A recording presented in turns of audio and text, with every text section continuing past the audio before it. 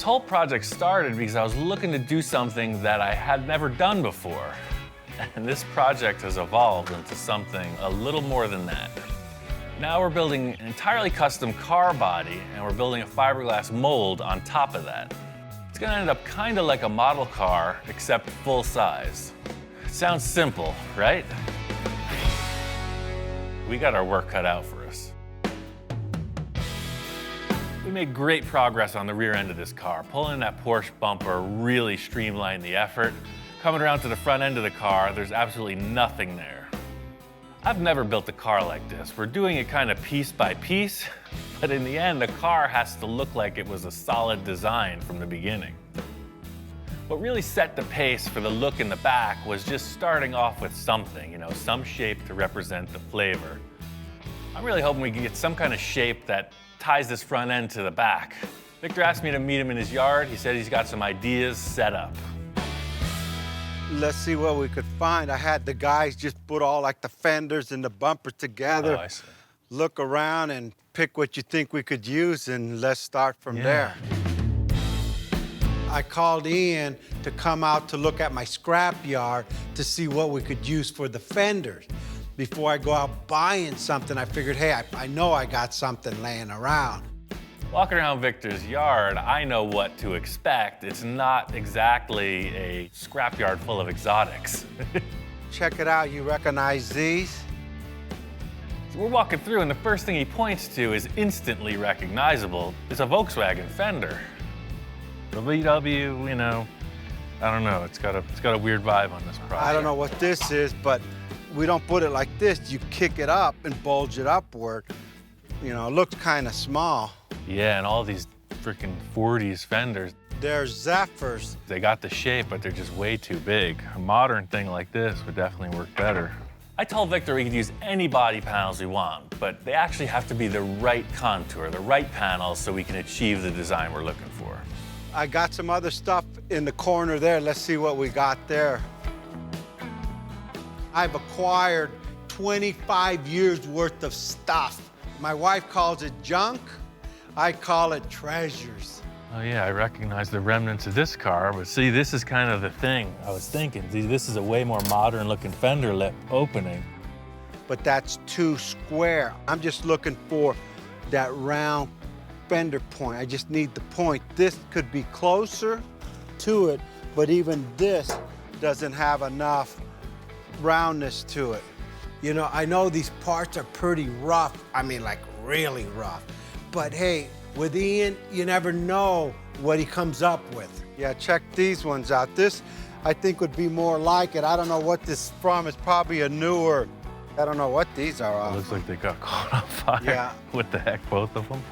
Yeah, I got a little fried there. It's got these two burned up fenders. Even though they're not really pretty, they do have a more modern look. The Zephyr and the VW are very exaggerated, and these are a little more streamlined. It wouldn't sit like this. There again, we kick it up. You open this up so it goes around the tire, and we got this little arch here so we could go down with the hood. That may be something you could work with. What do you think? Victor's got a lot of wild ideas. He's totally shucking and jiving. He's giving me the sales pitch of the century, saying we can pull this off with the parts that he's got. We just got to get him in the shop, see what happens. Just like everybody says, hey, if you build it, I will come. If I give you the points, Ian will make it work. Right. That's my philosophy. Here he goes. He's pulling me into another three-ring circus. Well, what's up with this bumper here? What the heck's this about? Building projects like this behind my back? It's something I picked up at Pomona. I mean, the price was right, I didn't need it, and I bought it. Looking at this bumper Victor has, it's definitely from a tuner car. It's not really the flavor we're going for, but it just might be a starting point. I don't know if this will just fit right on the car, but it's like the rear bumper. It's a perfect starting point. We'll change the styling somehow, but it's already a fiberglass bumper. All right, let's try that out. I'll grab you the got two two fenders in this. See what it does. Pretty loose looking pile of parts we got here. There is some potential. We just got to get it in the shop and see.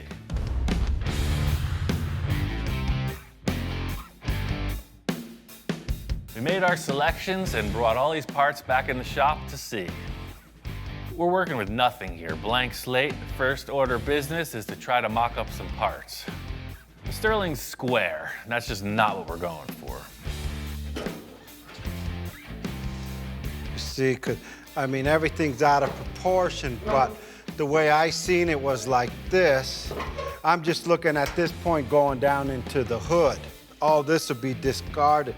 This is all I'm looking for, and actually up higher.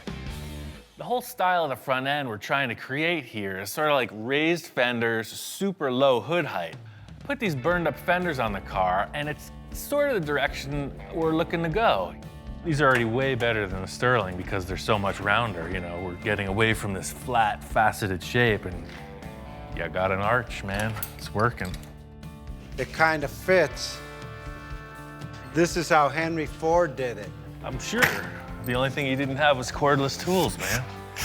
The concept we're creating here is nothing different than any customizer's ever done since all this started. You know, you have some handmade stuff, but you're using production pieces and you're warping them into your own new flavor. I mean, looking at the rear fender, you know, again, you're gonna enhance it a bit, but it's a way better starting point than that flat Sterling thing.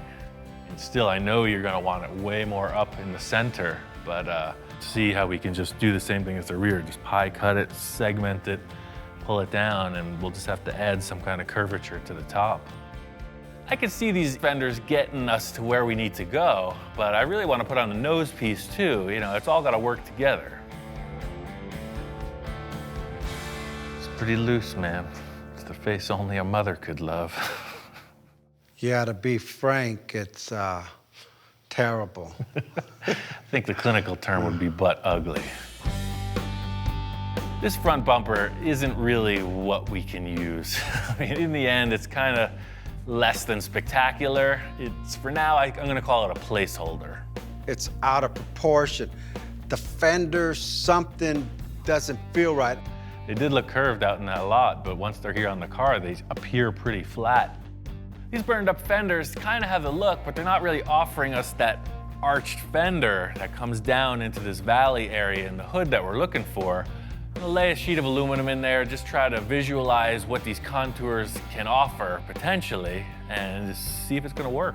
I get what you want to modify here, but there's still something about this transition that's bugging me. Putting these parts together, you know, it's a base, it's a starting point. I'm just kind of not feeling it. I'm just wondering if there's other options. You know, all this is really good developmentally, but we're using kind of passenger car parts. You were looking for the exotic stuff, you know, maybe the Porsche thing isn't that bad of an option. It worked, the original ones, right? It worked great in the back. You know, it's just a way more bulgy shape. It, you know, might just add to this. The whole thing with a solid mock-up is the light bulb goes off, right? Ideas start flowing, and it's just not happening. What we need is something that gives us the green light. I mean, this is a way more sporty shape than the stuff we're working with. Look, the light almost wants to be there. I mean, we don't want to give a Porsche look away, but. I like the position, the way you positioned it. It just, the lights are bothering me. It's not what I'm envisioning. Yeah, I agree. They're a dead giveaway. You don't want it to look like a Porsche, so I'm trying to figure out how to cheat it a little, you know? Car's definitely wider than it was, so kind of change the angle a bit, you know, exaggerate the proportions, and it might work. This is way more representative of that transition to the valley you're talking about. I mean, maybe a Porsche Fender is kind of the best option. Yeah, and then once the light comes off and then all this metal comes all the way down and meets the bumper, then whatever light we decide to put in here, and there's my valley, right? Sure. There's my valley. Yeah, maybe just tape over them, primer them like we did the back, just gray it out. These fenders seem like a good choice. I'm gonna mock them up, rough out some tape lines, just kind of see what it's gonna have to offer three-dimensionally. Victor's big concern is that he doesn't want this to look like a modified Porsche. You know, we're using these parts, but in the end, I'm sure it's gonna look like one of a kind. I could see that working, man. It's nothing that I would take home to my wife at this point. You know, one step at a time, man. Nobody said it was gonna be easy. I know Victor's pretty nervous about this mock-up. It's totally loose. I got a couple ideas. I think we could pull this off. I just gotta pull another rabbit out of the hat. You got a general idea of how this thing's gonna look. First thing I need to do is trim off a bunch of the material from the front of the roof. This is just like the trimming back of a freaking shrubbery. You get rid of the stuff you don't want. This whole roof shape is gonna change. But again, the parts that are critical that Victor wanted are still intact. Victor's always about the inspiration, so he's brought in a number of inspirational reference points. I got a couple of other ideas for him. Shop inspector's never seen anything like this. You know, we go for rides in cars all the time, and now he's like a giant monster looking at this vehicle. If there's one thing I know, this dog loves treats.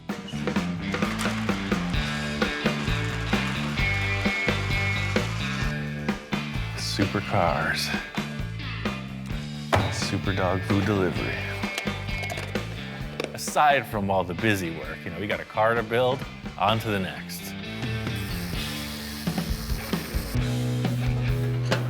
First thing I want to do is get rid of these headlights, cut them out. I definitely want to do something way different on the nose of this. This is way better than those other funky parts. These fenders are just perfect. Because of the rim and tire selection, you know, the fenders were not going back in their stock place. So what I did was I moved them out, changed the angle a little bit, raised them up. So, you know, even though they are Porsche fenders, they're nothing like it if you put it side by side. It's pretty impressive. But again, there's a giant hole in the car. I'm thinking about one thing that just might work. There's one thing about that sterling is it does have the flavor of what we're looking for. Just like with everything else, I'm gonna use the portions of it I think will work and cut out the rest. Love this surface. You can see we're right on this area Victor said he was committing to. This height flows perfectly up into here. Right here it starts to rise up, and that's the area that is a foul. Like with all the other components on this car, you know, we're trying to make it our own. The sterling hood's getting trimmed way back. I'm just using the portion of it that represents the profile I'm looking to achieve. Perfect. It's very curved, even though it made it look flat to the eye. And by screwing it down, it gives us a perfect transition to these fenders. Just by removing the scoops and kind of trimming it back a little, I think this hood's gonna work. I just need to make some simple structure to attach everything, and then it's on to finish work.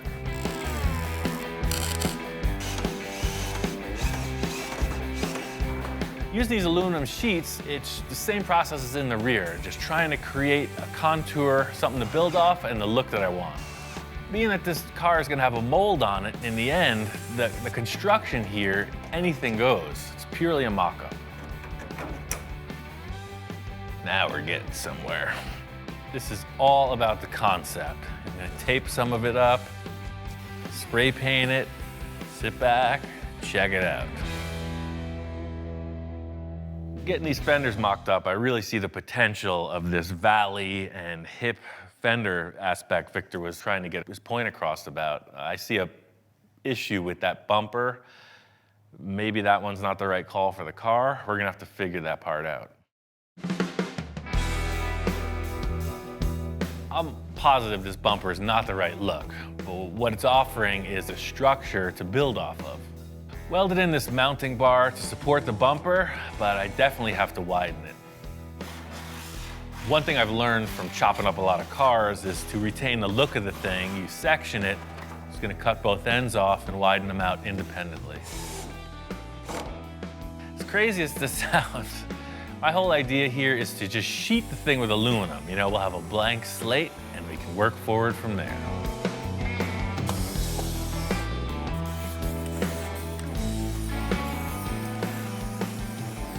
If you hold your hands just right and squint hard enough, it's really starting to look like something. And that looks pretty cool. I like the way this is shaping up. We're gonna match the other side and we're gonna get a lot closer. This car is definitely looking a lot different than the last time Victor saw it, and I am curious of what his thoughts are. Before Victor gets in, I really wanted to nail this concept, so I went ahead and did some finish work. I laminated the aluminum and the fenders with fiberglass and then went over that with body filler and, starting to present a finished surface. I took a bit of a leap of faith on all the work on the hood. I hope Victor likes it. Ian, what's going on? Hey man, just fleshing this thing out. Wow, what a difference. Last time I seen the car, I was having nightmares because the car wasn't quite coming out the way I see it. I love the lines, and there we go again. We got the fenders going down, I got my valley, then it looks like it ties in with what's going on in the back. Yeah, that skirt was just a generic layup for me to get some symmetry in the thing. That other tuner car bumper is a little strange, so whatever you want to do, man, it's ready. Victor loves the idea of the blank slate. Setting it up like this just gives you every opportunity to discuss more design. I was so tripped out last night when I woke up, man. This morning I got out of bed and I've been shopping. I need to get a front end on this thing, and I looked at 20 different styles and I think I found the right one.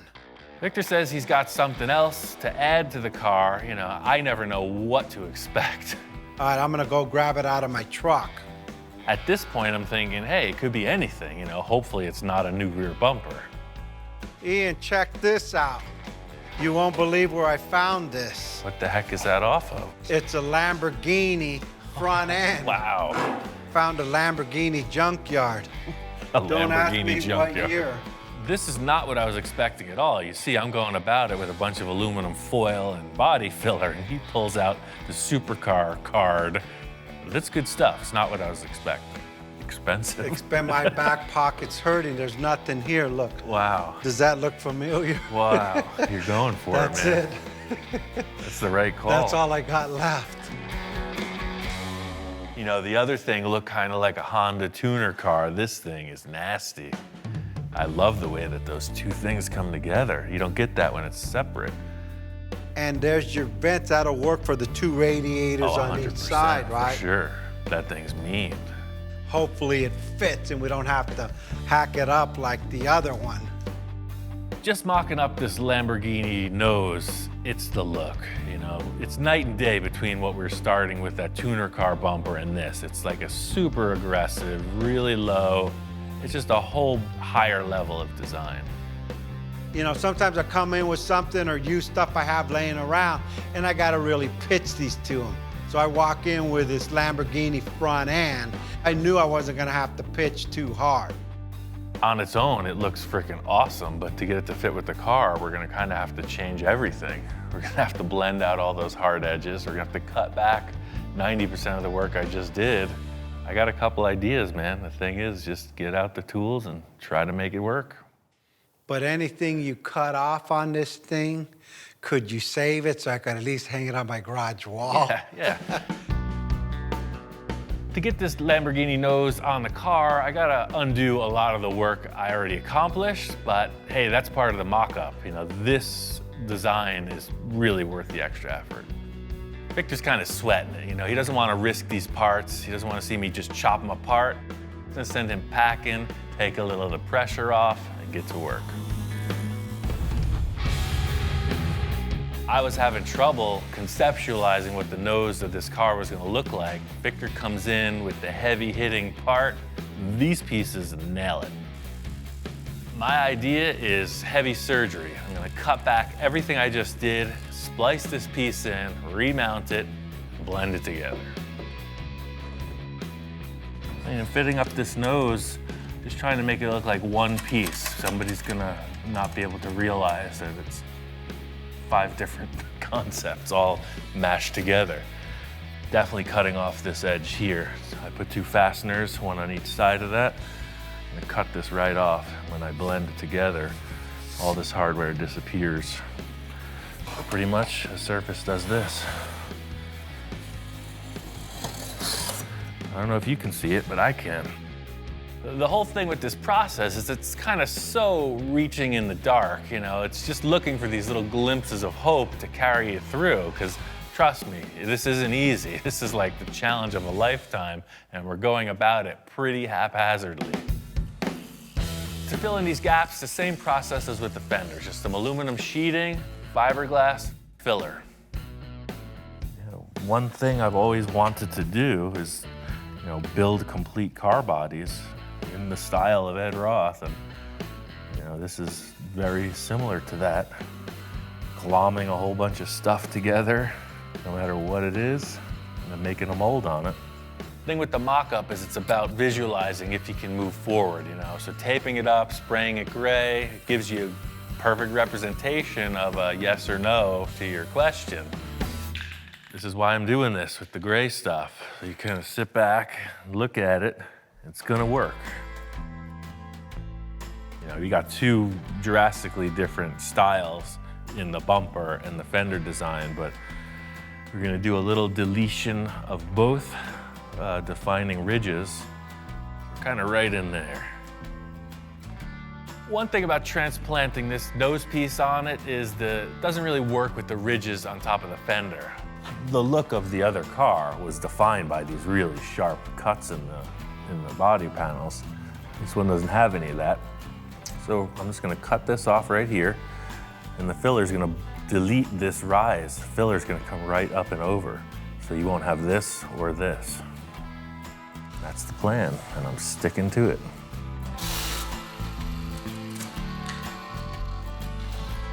Victor gives me all these exotic car parts, and I get to destroy them. It's the best job I ever had. In trying to make this thing look a little less identifiable, on the side vents, we softened the edges on that, trying to get away from that, round it off a little bit, and make it our own. I'm really happy with the progress we made on the front of the car. The nose looks awesome. It's really gonna define the styling for the rest of the car. The roof needs a ton of work, and there's no sides on the car. We got a huge challenge ahead.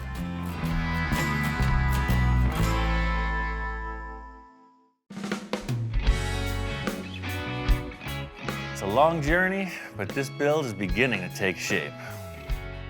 We started out with a Porsche chassis and a Sterling roof. Victor loved the way this roof opened, and he wanted to build a whole car around it. So that's what we did. Because we're planning on making a mold of the body in the end, it's allowed us to use whatever parts we want to design the car. Now, we just got a part that doesn't belong. Making a lot of progress on this car, but looking at it front row center, we got a huge issue with this roof contour. Some of the concept cars Victor had shown me pictures of had this wraparound windshield detail, and that's what I'm throwing on the table. Right off the bat, I tell Victor I got this idea that the windshield, could look like a motorcycle visor on a helmet. They go up and down, and it looks space age. So by putting this round window, like you said, like a windshield of a helmet, Right. that will match this perfectly. Oh, Everything's curved, supercar, wrapped around window. The window comes up to get in and out, man, that would be like off the chart. So can you achieve that? Well, I don't even ask. My question is, When? when are you gonna do it? Well, I think first we'll have to make a paper template. Just like the rest of this car so far, we're going to build off of the Sterling body, create something new. Victor and I discussed the possibility of using another vehicle's windshield. I just don't see anything that looks like spaceship stuff, so we're gonna have to build it ourselves. The thing is, if the windshield is just one piece and it opens with the roof, that's super trick. You just don't see that on the street. So that's the thing. This is the pitch of your windshield at this point, so you see it's not a very big visual. Let's move it back 6 inches, move that line to there. Drive right to the Okay, seam. right there. Okay, now we got a lot more pitch. See, there we are. Now that's more. In the core, it's gonna come up. Just like the rest of the car, the Sterling is now just a template tool. So I'm laying up cardboard on it because I know it's even and symmetrical, and just seeing what kind of curve it'll offer. With this idea of this curved windshield, a flat rooftop just isn't gonna look right. It's gonna look like somebody sawed the top of the car off, so it's gotta all contour together to complement the nose. Like you're saying, and you got your freaking rise. Yep, we got our little arc there.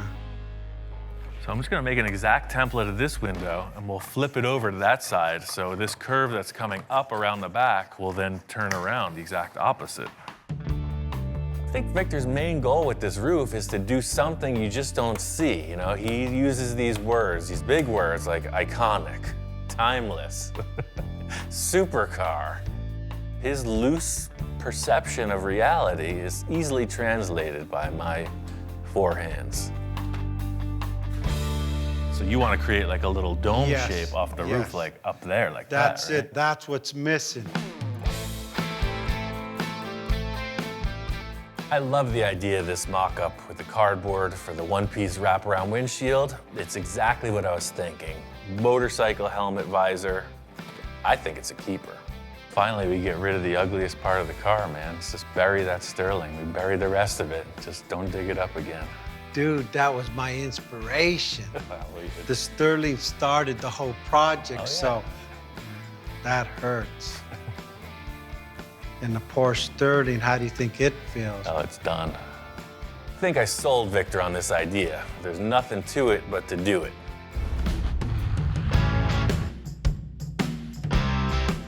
I sold Victor on this concept. All I have to do is accomplish it. So this is the template for the windshield. You know, this cool visor-like wraparound deal. The challenge here is getting this template into a good plastic template. It needs to be like a rainbow. Plan here is to get down with my bad self. I got some acrylic sheet. I'm gonna make a better template that should represent this windshield in its three-dimensional grandeur. The reason I'm using acrylic is because it's very representative of how any material that supports itself will curve. The potential to create a glass piece in the end is totally possible by forming this out with acrylic sheet. Like I was saying with the paper template, this acrylic template still needs to be refined. The main thing I was working with here was this surface and the wraparound to create the new roof. You can see here, all these mismatch in spaces is just the simple second time around on the template. All I'll have to do is just take a tape border and increase it by that much all the way around. But that's the thing. We had to know what the plastic was gonna do on the roof edge before we could build it. I'm really happy with the way this windshield experiment is coming together. The whole thing is getting the roof contour to complement it. That's what's really gonna sell the concept. So we know what the windshield's gonna do as far as what the acrylic template will allow. And now to build this top of the roof contour, you know, there's a million ways to go about it. You know, my first thought, maybe find another car roof, or maybe a giant shape that has this dome I can splice off and use. But I've got another idea, and I really want to try it out. Nothing says supercar like a big bundle of cardboard on the roof. I had 10 gallons of this stuff from another project. What it is, it's a two-part expanding foam. So sort of like you put your catalyst in the body filler and mix it, that's the same process here. It's 50-50 ratio, one part to one part. I just don't really know how much it expands. Like, will this amount become that amount? I don't know. I like experimenting, bottom line. So if I do 2 of these of A and B, that's a gallon. I think 2 gallons.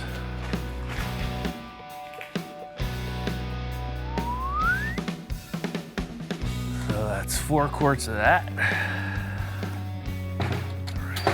2 of those. And now you start mixing. The whole thing is if I pour it on the car like this, fully liquid, it's just gonna go through all the cracks. I don't know, I'm just mixing it up. We'll see what happens. I still got 4 gallons left. It just became twice the volume. Here it comes. Get ready. Whoa. Wow, I didn't realize it was gonna be that fast. Wow, that was fast. Oh, we're gonna need more, totally. It's not stressing the barrier. It's growing just perfect. Uh-oh. We're about to experience a breach.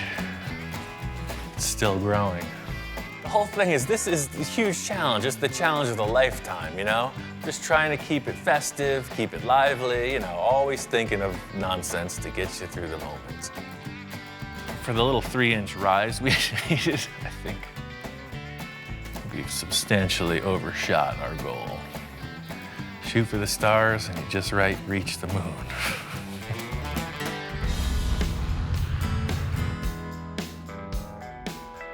What we have here is a giant lump of expanding foam that is cured on the roof of this sports car.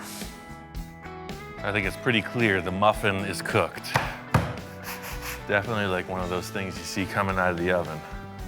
Totally strong. That's why I use this foam, because it'll be able to be carved back and be a really good base for whatever we do, mold-wise.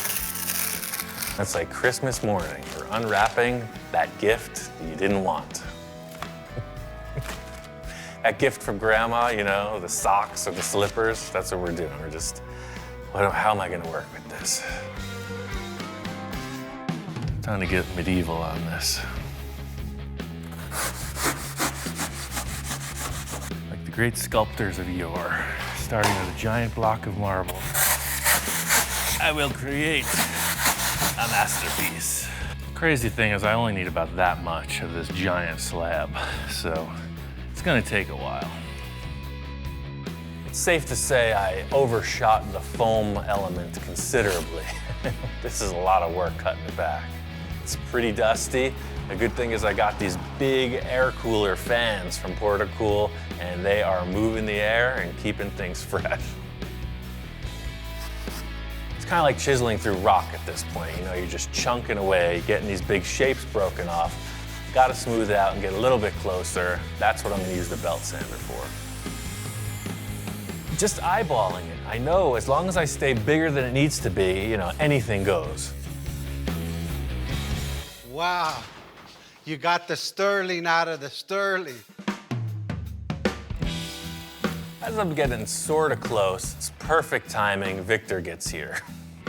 I'm always monitoring his reaction. Looks positive so far. I put foam on the roof and then sculpted that back. So this isn't filler, this is a 2-part foam. You mix it up and pour it on the top. You know, him just walking in, I'm trying to explain. You know, he doesn't know where I've been. I'm trying to explain where I'm at. You know, see this angle, this complements that, and he's responding. You know what? Stand back and look at the side, because it's actually, check this out. I love the way that comes up and then back down. It gives you like, man, that car's going fast, and it's not even moving. Yeah. And no more sterling in the sterling in the sterling. Nope. Now it's just, I don't know, what is it? Concept, baby. Here, check this out. Now you get the look. That's why I got a solid black, so you kind of get the effect of it having a tinted window. That's the thing about making a model. You don't really understand what it's made of in the end. Pulling this protective coating off, you see a nice glossy surface. It looks like a windshield. That sells it. Yeah, see, now it looks like a windshield because it's got that black reflection, right? Wow. I mean, that's cool. I mean, that's supercar. Yeah. Everything I wanted. The round windshield, we got the curve on the top, needs a little bit of adjustment. Yeah, but now looking at it, you know, that's the whole thing. This just being a mock-up with templates, just with the way that the roof comes together, check out this line with the tape. You know, like that, so that this was the roof, and this line was kind of going back into the fender, you know? Yeah, because it almost looks like there's a flat top on it. That's a good idea, but watch, you stand back there, check this out. Victor's always talking about when you walk in the door and look at it, where does your eye go? What needs to be improved? He's saying that the windshield in the rear portion could be contoured a little, could be swept down a bit. And the more he's laying it out, it makes perfect sense to me. It does look way more streamlined. Let me spray that top of the window gray. We'll peel back the tape, and then we'll know what we're dealing with. This is exactly why Victor comes in periodically. He's not there for the monotony. He comes in, does a few checks, and then we move forward. And it gives you more roof. It actually looks like, you know, more structure on that thing. The modification in the back of this windshield area is just a perfect example of how things flow, according to Victor. One line makes the car look segmented, broken front to back. Another line makes it just follow through down into the rear portion. Yeah, so the whole thing is now on the other side of the car, it makes the roof look like it's just got a little cap on top. And by lowering that window line, it fits. Everything just flows right into the rear corners. It's them last little details to make these designs like work. Really happy with the way this roof concept has come together. There's just one more thing I got to accomplish to wrap this thing up.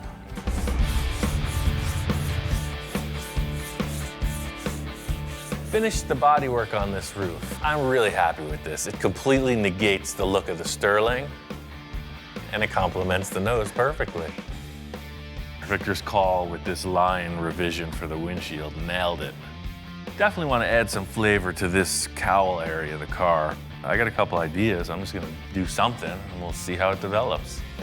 From the start, Victor's coming up with all these crazy concepts. He wants this or that or the other thing, but he doesn't give much solid direction in the beginning stages, so that's my opportunity for artistic license.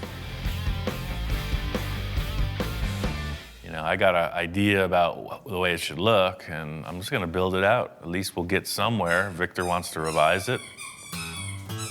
We're threatening to run away from home. It's a hobo stick with a bag thing. You going somewhere? I guess so. Beat it, kid.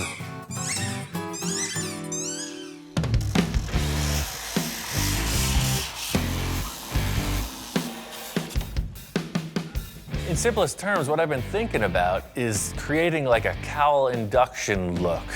On modern cars, air intake is right below the windshield, and I think this would benefit from a styling cue in that vein. What I want is for this windshield angle to be replicated in the vent here. So this comes down, steps up a little, and goes right down. So that's at a line. Take it off. I mean, no mercy here. That's why we're building this model. First things first is to just hack away a large portion of the car that we don't need. What this is doing is twofold. It's shortening the perceived length of the hood, but by sectioning it down, it also makes the car look lower. It makes the windshield dive down. It's aggressive.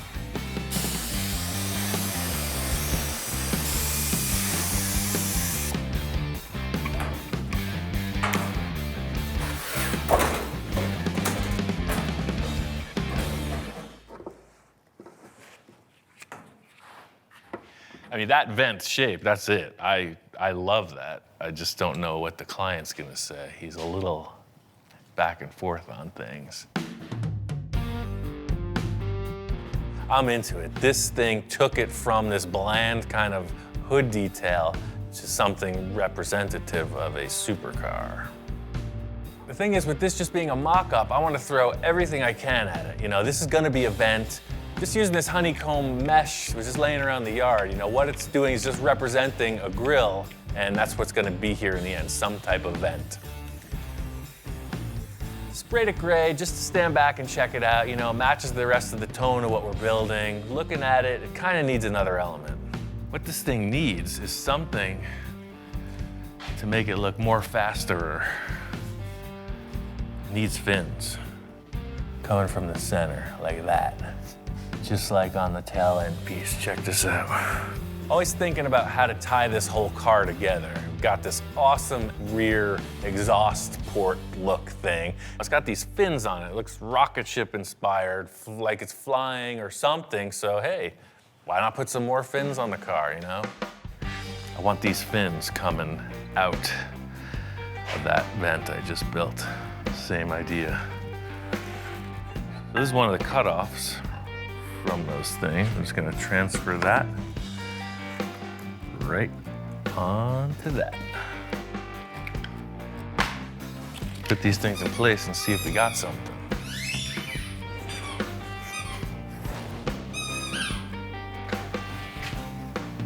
Oh, that's mean. That's aggressive. That is the flavor. The whole thing with this is design, you know? I did it before with this piece. We're holding session here. Can you just compose yourself for 2 more minutes? That's all I ask. As I was saying before I was so rudely interrupted, same process as I did with these. Cut it, router it, sand it down, put it on the car. Pretty simple.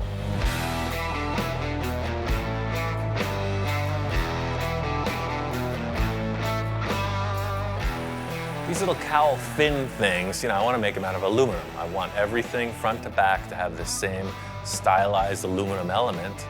Big chunk of aluminum plate, cut it out, finish it, router it, finish it again.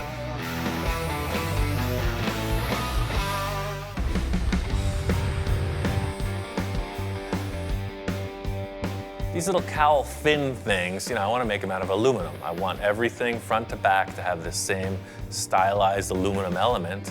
I got about 5 of these things made, and just as I'm finishing them, Victor's here. Yo, what's up? What's happening? What the heck you do to the car now? Well, we were talking about having an event, right? Victor, understandably, doesn't know what's going on. You know, I'm working on these aluminum shapes, explaining what's happening. He's just kind of trying to take it in. Well, it needed something. You know, to me, the hood was just looking too long, so I created this vent around the windshield. And what's this all about here? I don't think I want cardboard here. These all questions at this point. You know, I'm trying to describe it. It's like, hold on, let me just put them on a car, show you what's up. So just like with these cardboard templates, you know, I made 5 of them, and we can space them out however you think is appropriate. You know, they're oversized. So, you know, something like this. That way it's like, however we fit it out, you know, they look like they're jutting out of the vent, you know, aerodynamic. What do you think? Yeah, I really like that. That's like, it gives it another dimension. Look at now the Little car's jewelry, like yeah. flying without flying. I didn't want a spaceship. I just want a supercar. You gotta know I'm in the spaceship business, man. Victor really likes this shape that I cut out of the front. He loves the idea of these aluminum fins. He's just got a couple ideas about their final contour. At this point, it's simply trim and fit. You know, we're gonna make the taper on this double-sided instead of like the bullnose flat front, and it's very minimal. Same look, just a refined concept. Yeah, what a difference too. And by doing that, the air comes in through the, you know, the front of the grill, out to the roof and over. It's like I could see this in a wind tunnel. All these refinements look really cool. Victor's totally on board with it, you know. Everything's really coming together. The big issue is there's a huge hole in the side of the car. There's nothing there. What's coming up could be the biggest challenge yet.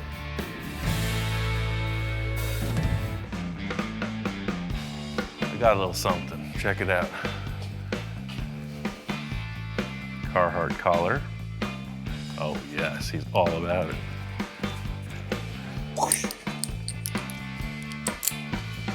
Check that out. High fashion for dogs. But wait, there's more.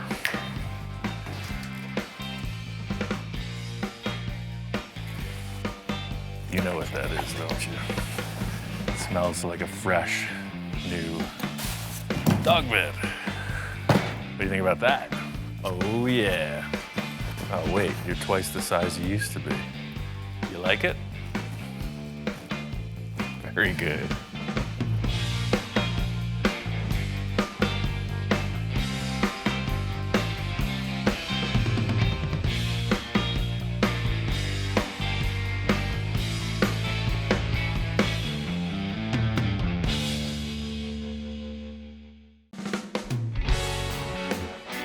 I went looking for trouble. Boy, did I find it. Victor had this crazy idea, and I'm all about it. We got 2 donor cars completely stripped down. This project is a blank slate. Victor called me over to his office. I was shocked when I walked in.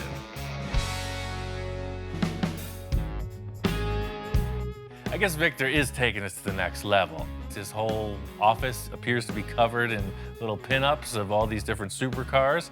And I walk in and his hands are going everywhere, you know. I want some of this, I want some of that, going on and on. He's definitely a passionate man. I'm looking at all the literature, the internet, anything that had to do with supercar, and I'm taking pictures and pinning them up in my office.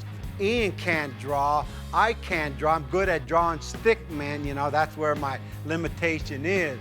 But my nephew Vinny, he's a graphic designer, and he could take our thoughts and put it on the paper so we have somewhere to start. So I want it to kind of look like this, this, and this. I just can't wrap my mind around how we're gonna take a Sterling and a Porsche to make you a supercar. So I just need to know, what exactly off a supercar did you want? I just need you to transfer my thoughts or whatever I tell you into paper. I'm gonna take a piece of this car, a piece of that car, the headlight of this car, the tail end. I've been through this before. You know, Victor likes to come into the shop, throw out a bunch of ideas and just leave, you know, and I come up with something. I got the ideas, I just can't put it in writing. He works well with his nephew also, just a totally different style in this part of the project. He's all about the ideas, you know, he's the guy who says, I want this, and then he changes it 500 times. We're looking at this. I like the front end, the vents here, but then I like the way this flows in the front. Vince is trying to respond to that, and I'm just kind of watching the show. I don't know, there's another little element I thought could go in there. Let me see. I just see something, okay, just to here. I know how to color too. If you really look at them all, they all have one thing in common. They're like sleek, low, and mean looking. Yeah. Now what about the wheelbase? Well, we're stuck on that because we can't change the size of the driver's compartment or the wheelbase. This car is going to be kind of an arch. You're gonna have to provide a little more room for the drivers than you would see in a concept car, because we want the safety structure and the dashboard that exists. This is really proportionally what we're doing. It's short wheelbase, high arching roofline, and not such an elongated nose. It's a good start. I like what he did in the back, the vent. This here is pretty much our silhouette. It will change. The thing is, it kind of looks like something somebody's already created. We're taking all these ideas around the table and off the wall, but we need to take that and figure out what's gonna make it our own. As it turns out, this whole thing with the artist rendering and whatnot has really just been a great conversation point. You know, it's helped us just hash out a bunch of ideas, find out a better course of action. Probably what we're gonna end up doing is the same thing we've always done, do it real time on the car, but this has really been a good board meeting, so now we have a better direction. Is this enough rendering to get you started on the build? Oh yeah, I think that's a great start. The whole thing is, I think it's gonna take a major turn in design once we get started in the garage. The sketch is not the car we're gonna build, but it has the silhouette, you could say, of a start of a car. So Ian says, hey, let's just design it as we go. And he's right. We're gonna do what we do. We're gonna design this car as we go. We've already cut apart 2 cars just to get to this discussion. I think enough chit chat about this whole project. It's time to get busy.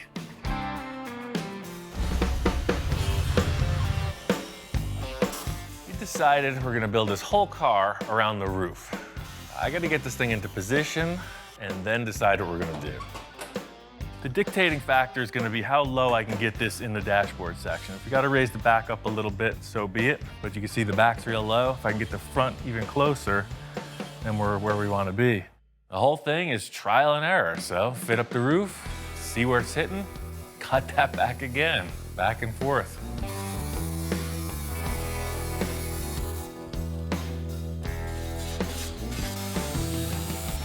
We've run out of Porsche to cut. We've got to go forward. That's it. Just gonna roll that edge down. That way it stays real strong in there. If Dr. Porsche could see me now, I'd be his #1 son. Better every time, baby. The thing that I'm really struggling with is I love the height of the back right here. This proportion to me is dynamite. But the whole roof itself is kind of tilting up because of the dashboard issue. The easy remedy would be to raise the back, make it symmetrical with the rocker panels parallel. I just don't think that's gonna be the right look. I'll raise up the back a little bit.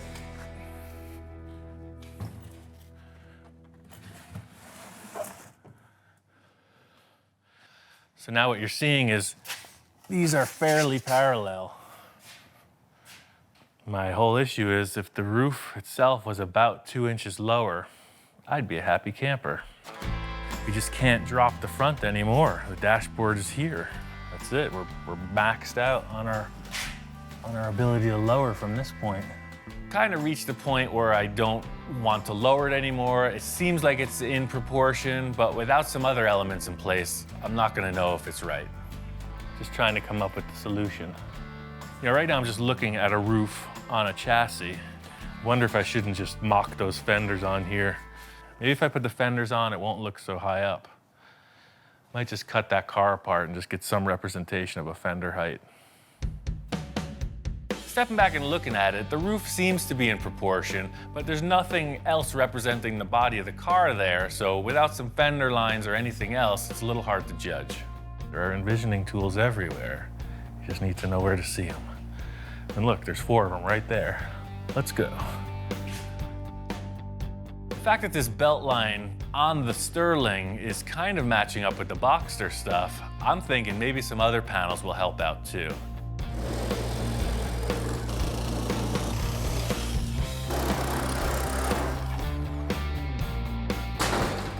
So with this envisioning tool, you'll see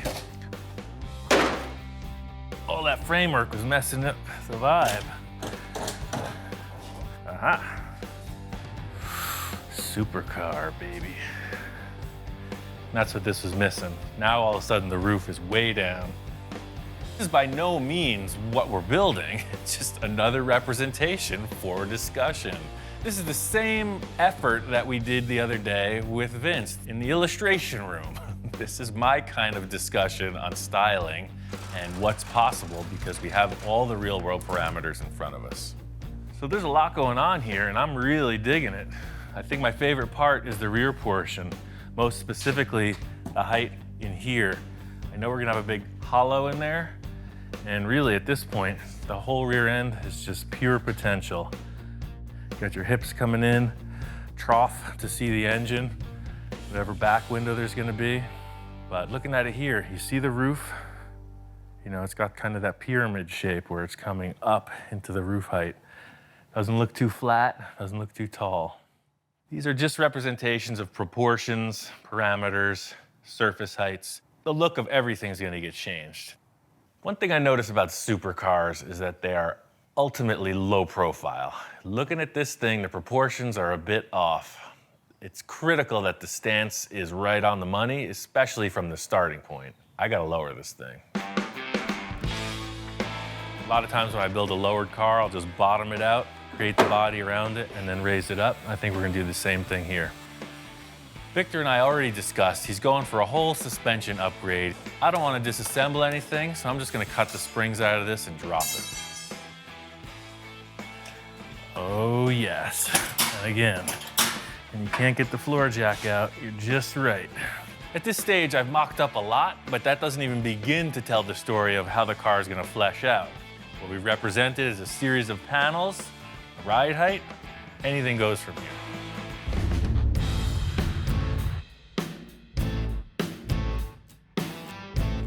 Hey Ian, how you doing, man? Hey man, we got a sports car, check it out. Wow, my top, man, you got it down. I got it to fit. Check out how it works with the dashboard, man.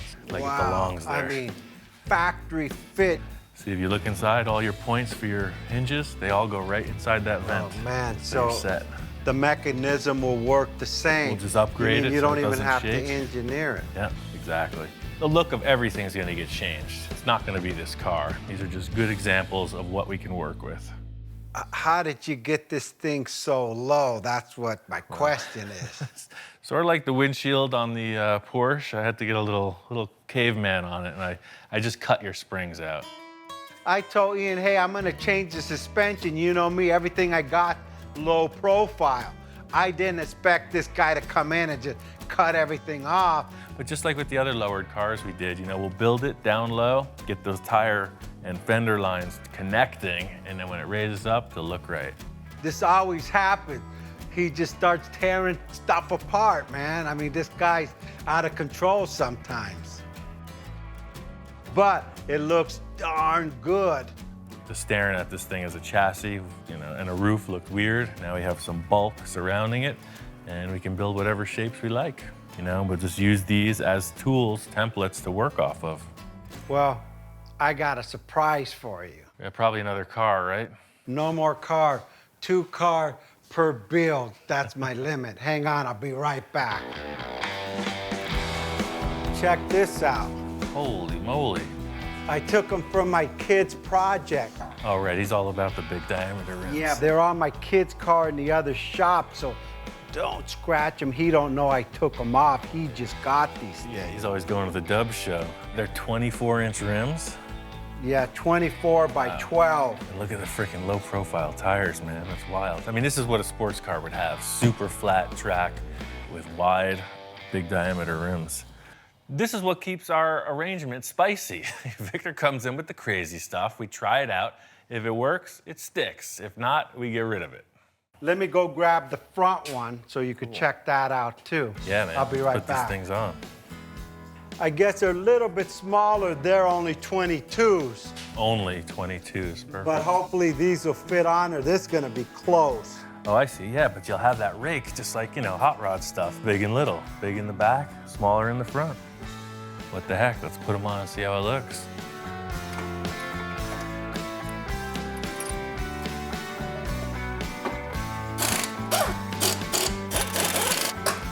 Totally different attitude. Well, you used up all your clearance, man. Can't get no more than that. That's the thing about the taller tires, man. It's just way more aggressive. Totally cool. It's almost like putting a suit on a car. It just brings out the sparkle. It's a little bit too blingy maybe for this car, but it gives it the stance. Look at it's wide. Just make it look more aggressive, you know, big and little tires. Just give it that down, nose down stance. Clearance is perfect. We take this radius all the way to this point to the ground. Remember, we're gonna be on the ground. Yeah, I get you. Now with some type of air suspension. Good call on the big diameter rims, man. I wasn't know what to expect when you walked in the door, but they work. In the end, who knows? Probably change the wheels out. You know, the tire size and diameter looks great. You know, the rim is simply a style choice. Those stock Porsche set is not gonna happen. That's the difference between soccer mom and superhero right there. You're all about it. Victor and I are committing to the size and diameter of the wheels and tires. I'm not 100% sure about the styling. One thing I know is they're expensive. I'm gonna cover them up and work around it. Victor loved the placement of the roof, how it came down to the dashboard, so this flange goes with it. It's what the weather strip attaches to. It's probably gonna stay in the car, even though we're gonna modify it through the door jamb area. We're trying to build this car around the roof. So it's all about connecting it to the Porsche so we can work around it. My goal is to just get this thing fastened in place, functioning manually. Ed Ross said it, big mess, big success, so it's gotta get really bad before it gets any better.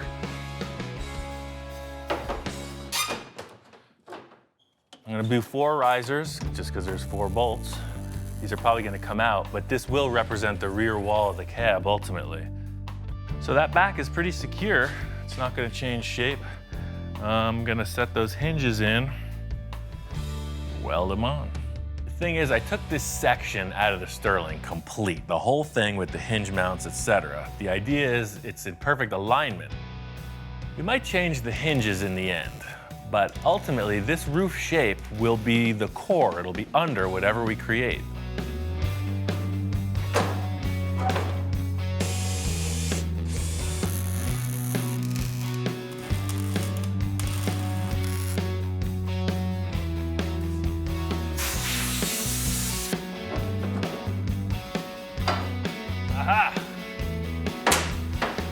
it works.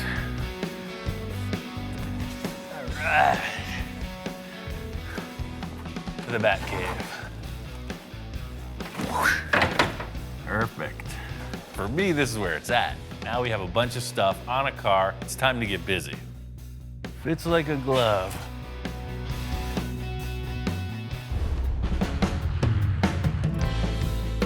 Now that the roof is on, we are set to make a complete custom body. With all the concepts Victor's talking about, I think fiberglass is going to be the perfect medium to build this entire body out of. It's going to be a new challenge, but I think I know the guy who can point us in the right direction.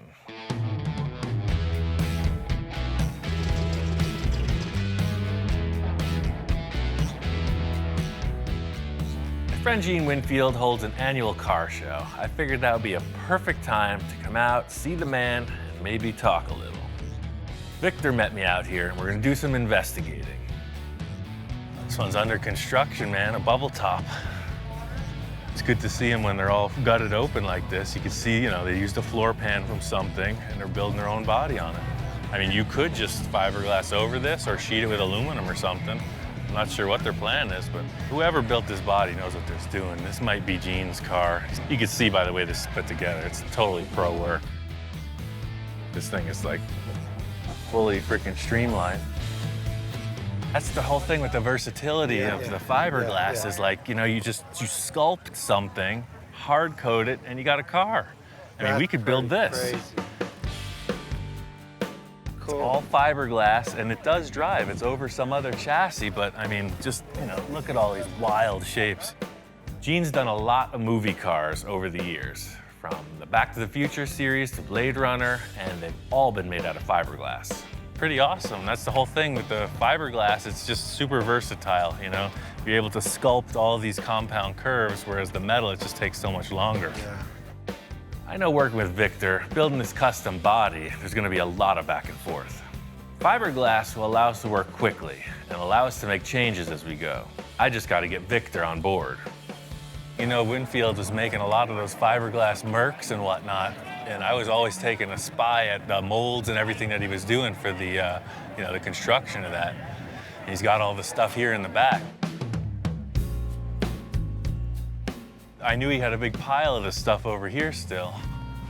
This is like the fiberglass graveyard, man. It's like a complete Mercury manufacturing station. It's all out of fiberglass, huh?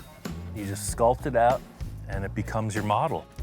You love the Mercs, but these guys don't rust. And those are the molds for them, see? The roof, Look at all the this hood, the stuff. trunk.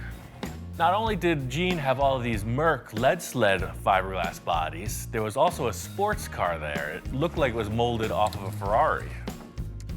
Check it out. On that 40. Right there, huh? Wow. Now That's that, a mean machine right there. Right there. Walking around, I think Victor's starting to see the potential in all this stuff. He's knocking car bodies out one after the other. We got to follow the same course. I'm not really a fiberglass fan, but I see how much more we could do with it. Yeah, there's a lot of potential. And it's something we haven't really explored either. So I just love the idea that, you know, it's kind of a new process, you know, instead of just trying the same old tricks. Let's go for something different. And when you could go from some space age vehicle to a F-40 to a Mercury, I mean, that's pretty amazing, all in fiberglass. See, there's one of the fiberglass Mercs hanging on his sign right there. Is there Eon Rossell around here anywhere? Hey, man. Hey, there he is. Come on around. Oh, okay. Howdy, good to see you again. Great to see you. Good show, as usual, man. Everybody's here. Yeah, but showing off the stuff to Victor in the back, because we're going to make a sculpted fiberglass body, something more sports car-y, you know, along those lines. Yeah. Really low. How you gonna make the plug? Well, that's what we're trying to figure out. We don't know what we're doing, and I said, this guy already knows. Gene knew exactly what I was after and started giving me the inside tips. He's filling me in on 60-plus years of fabrication experience, and I'm just trying to take it all in. And then we bond over it. It's a lot of work. I Yeah, figured a lot of that. work.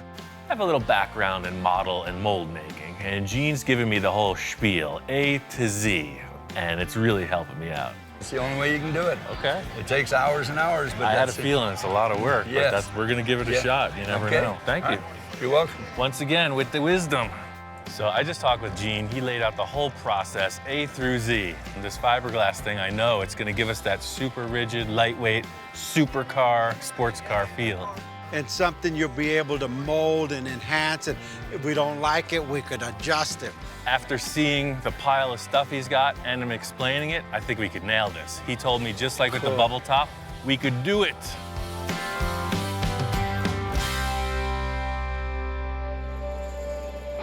Oh, you need this thing right on the back of your Merc. Just drill a 5-inch hole saw right through the trunk.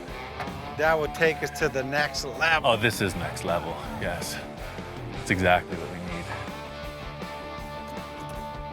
Hello. You don't know me, but I know you. Cool. You're Huh? on TV right now. Say Oh, hi to really? the fans. I watch the show all the time. Cool, Good man. show. Thanks. Glad you do like some it. good metal stuff. Thanks, man. You saw the cars from the show, right? They're over here. Where's We the got guy? the Merc and then the Packard right you there. did that Merc here? Well, the black Merc and then the purple Packard. Yeah. Best Best lesson I learned from you is to get the step. big pizzas because it makes bigger Thanks templates. to bigger. Right, exactly. That's perfect. See, that guy's an old schooler.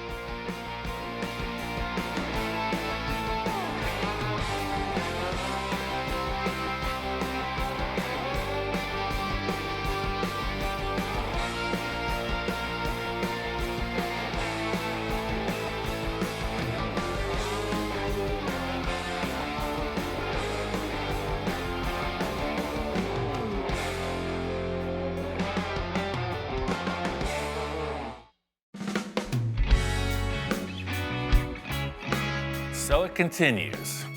We're still in the early stages of this project, but we've committed to making a fiberglass mold of the body once it's finished. But in the meantime, we can build the car out of anything. We're creating things as we go, changing things on the fly. It's definitely unusual, but I have a few ideas on how to pull it off.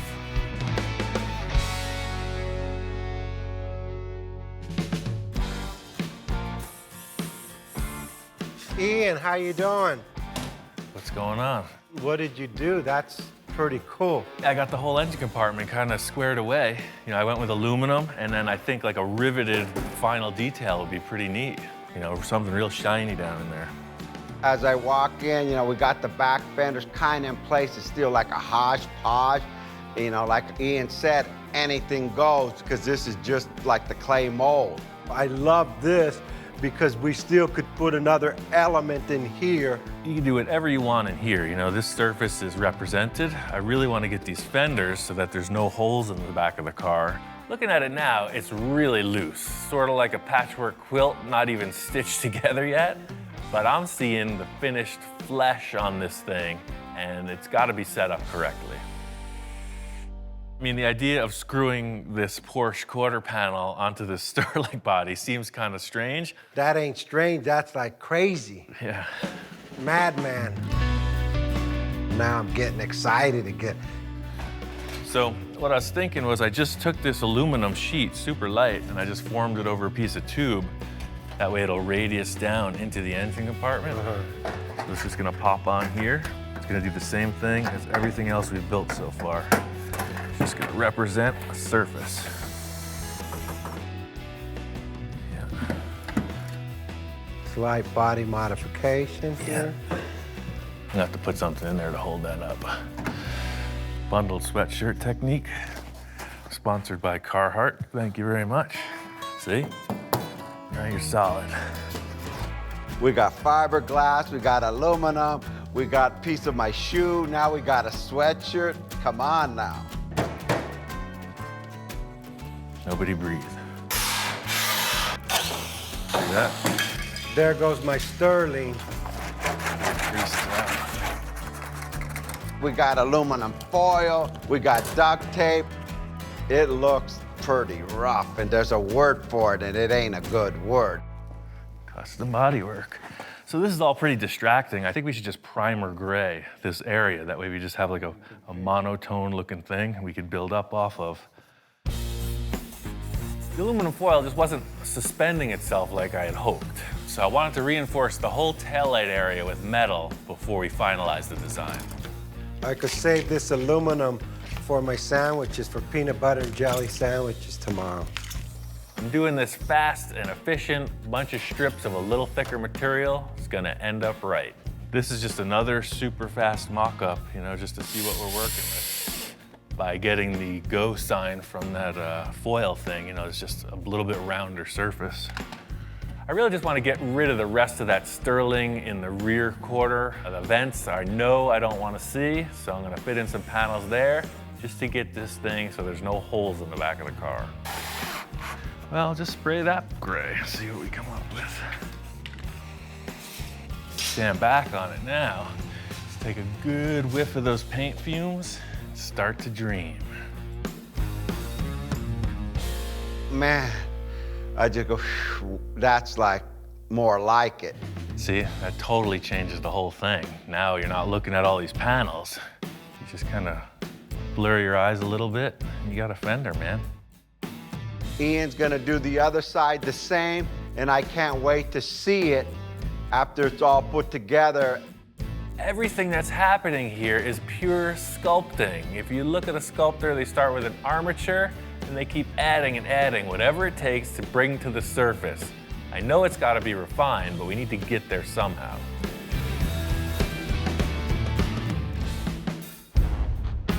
Got this passenger side pretty much matched to what Victor and I agreed on over there. Where I'm at now is I need to get this surface workable. What are you crying about? It's like the freaking pitcher walking up to the catcher in a baseball game. It's like a whole thing going on here. He says it's time to put the fiberglass on. Can't make any calls until we see that surface represented. This primer coat was purely visual, just to get all the different colors out of the way. I gotta sand through, get the majority of these screw heads off, and then I'm just gonna lay a couple sheets of fiberglass over this work we did, just to give it a little more strength. Right now there's stuff all over the place, different heights, different materials. The fiberglass is gonna glue it all together and make a nice surface to work off. I wanna be sure that this fiberglass is gonna stick, so in this thing that I'm accomplishing is just giving some texture for the fiberglass to grip to. Truth be told, I'm not the most professional fiberglass guy. I have limited experience, but it's fascinating, so I keep trying. This is the problem we're facing with the metal. When you push down here, it wants to buckle up. As soon as this is wet, all those fibers are gonna relax. The only advantage of using fiberglass at this stage of the game is that it's super flexible and it will bond to aluminum, fiberglass, and steel. To weld that thing, you'd have to make it out of one style of metal. Big, long, drawn-out process. It's a little like mopping the floor. It's a little like pouring syrup on your waffles.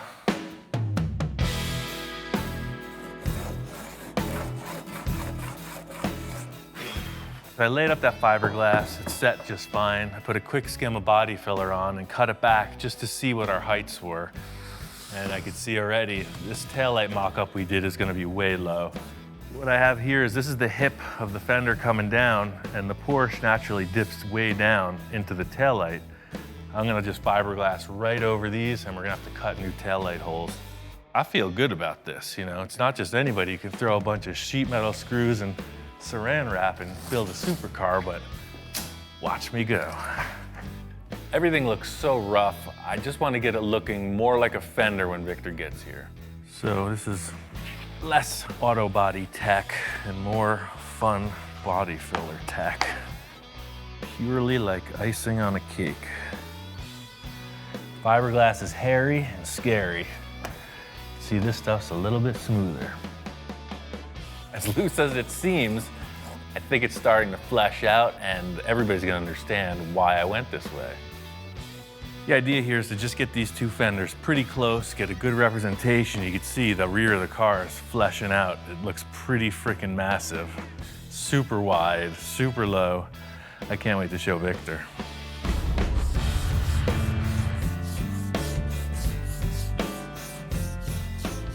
I came in today, Ian, doing some body work. I used to do that myself. I said, give me the sanding block, and I started shoot. I didn't lose a darn thing. I mean, you could tell I'm totally committed. When's the should be last time you terrific. see me doing body work? It's good to see Victor getting his hands dirty, doing some of the body work.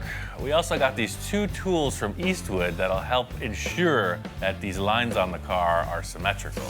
We're pretty close.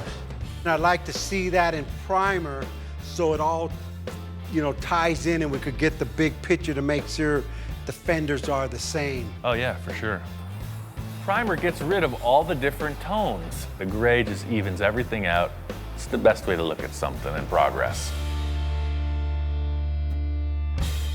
It's like nothing I've ever seen before. Flattening it out one tone, you can really see the shapes. A little refining on the driver's side, but I mean, that's a freaking massive rear end. How much more work do you need to make a mold? You need it finished, right? Oh yeah, the better we make the model, the better the mold comes out. We could either turn the car around and start on the front, or if there's anything else you want to change back there, I'd say it's a perfect time to do it. Now it's like a whole bunch of like bumper back there or body. It's like nothing but rear end showing. I need just one thing to soften that up, and it's got to be massive. We need to do some kind of crazy exhaust, right? Well, I mean, whatever you're thinking, we've done a pretty substantial rearrangement in the back end so far. Everything here is really starting to come together, but I think the one big thing is going to be the exhaust that sets this rear end apart from anything you look at. The 911 exhaust had these big exhausts coming out under each side of the bottom. If you wanted to mask that, maybe have them come out through these holes or whatever. Yeah, I was thinking something kind of massive here in the middle. 3 or 4 muffler pipes sticking out of the back. Hey, I had a dream, My initial idea in my mind was to see this massive car go by you, like what the heck was it? And all you see is this big old pipe with some fins coming out almost like a bomb. All the supercars got the fins on the bottom. Well, hey, guess what? I want the fins on the top and I want the fins on the side. Almost like a propeller to a boat, but straight. Okay. Victor's coming up with all these ideas about multiple exhaust tips, some kind of really exotic designs, and I'm saying let's just try to get some real world structure to this theory. Let's just make like a cardboard mock-up, come up with some kind of let's do concept. it. All right, so whatever diameter exhaust you use, it's up to you, but I got this tubing from the fiberglass. I'll just cut this cardboard off. We'll have something to work with. Way too small. Too small. That's like embarrassing, We need some like volume here, man. So something more like this or this diameter, like way big. Yes, that's what I'm looking at. Remember, massive. Let's just tape them on the car, see kind of what we got All right, proportion-wise. So, 3 sort of fits like that. That's an even better mock-up than freaking cardboard and drawing, huh? Well, stand back and look at that. 5-inch exhaust is pretty substantial. I was thinking of having a fin, and a fin, but I only need the fins on top, on the bottom, and the 2 on the side. And it changes the whole back end of that car. And then put fins on the bottom. Yeah, exactly, a fin, okay.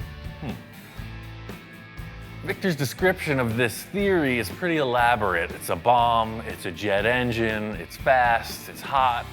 A little hard to figure out exactly how it's going to end up. We're just trying to get this concept as close in the mock-up to what's going to happen in the real world. Ian, I feel like I'm in arts and crafts. I failed arts and crafts in school. So this is the same size diameter as the tape, so that's a pretty substantial exhaust pipe. And you know what, as I'm looking at it, maybe 2 would do it. Check it out, stand back, see what you kind of think. like 3. Shop inspector's checking it out as well. I think he's gonna have the final word. Dude, what do you think? Cool? All right, I guess he it. said that's cool, he wants 3's the 3. number. 3's the number. I think it's gonna stick. As I left that, it was pretty loose mock-up. A lot of things could be changed or interpreted, but that's his problem.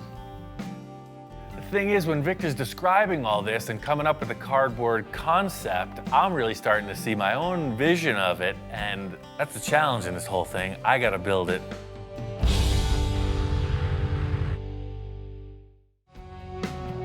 Hands down, this is a pretty loose mock-up. Victor and I decided on 3 exhaust ports with a series of fins. The rest is kind of up to me. So I got a bunch of scrap stuff from the metal supply. This is aluminum plate. It's half-inch thick. They just had all these squares in the remnants pile and a bunch of these cylinders. All I had to go off was this cardboard template and a couple rolls of tape, so you could see it's pretty darn near that. So these fins will be set up kind of crosshair style at 90-degree intervals, and then they'll all screw together. In a perfect world, I would have a lathe and a mill. I would probably set this in the mill on the slider deal and have lines perfectly parallel with each other. But I don't have a mill. I've got a magic marker, a somewhat flat table, and a roofing square. I don't have a lathe. I'm using a marker. Hey, a marker on the table is gonna be fine. Stick with me. One thing I'll concede to is the fact that the design and development of this piece is a little unorthodox, but that's just business as usual around here. It's gonna sit right in the center of that square. Your fins are all already dictated as far as how they go, 90 degrees apart from each other. I can come in with the plate right up to that line and set it parallel with this here and scribe straight up. Got this really rudimentary jig on the table. What it's going to afford me is the ability to mark each fin location symmetrically. And then they'll all screw together. So I know we're going to get these parts polished in the end. So the idea of it being modular, they'll be able to easily polish it and then we can reassemble it. The whole thing here is the billet aluminum fad. When it looks high-tech, machine finish, looks expensive, it looks classy. I'm gonna do it without the expense or the class. Now, these are all together. They go back onto their jiggy jig and we set up the design for these fins.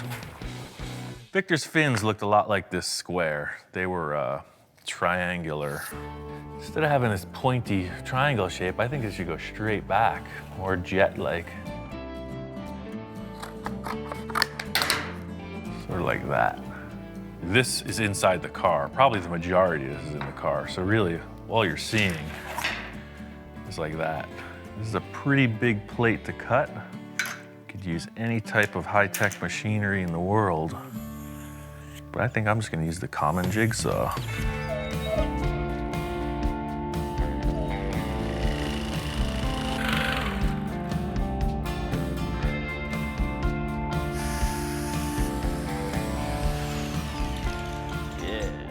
I mean, this looks good, but I want it to look great. I think I'm gonna take a router and then make a radius edge on all this. The dog's head is spinning.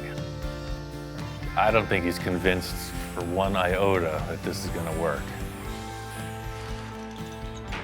Hey, not too bad for a couple carpentry tools, huh?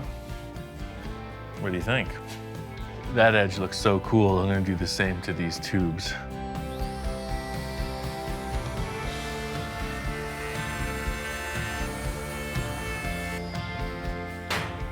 What's not to like about that? I was thinking that having these stacked together, it could be added to by just putting the spacer through here. And in effect, what that does is make it look like this fin travels right through and makes it look a little bit lighter. This thing is really starting to come together. I think the shop inspector is even starting to get convinced. Again, this is all still just roughed out. If you have to cut it or modify it, so we will. So you can see, it's gonna go right in the middle of that license plate opening.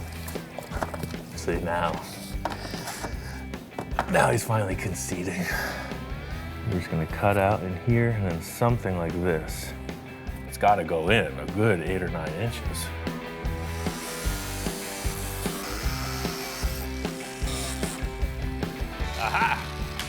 So the whole concept is these being the stock exhausts, We're gonna want something a little rowdier sounding, but we'll be able to work within the parameters of the stock exhaust setup, aiming right through here.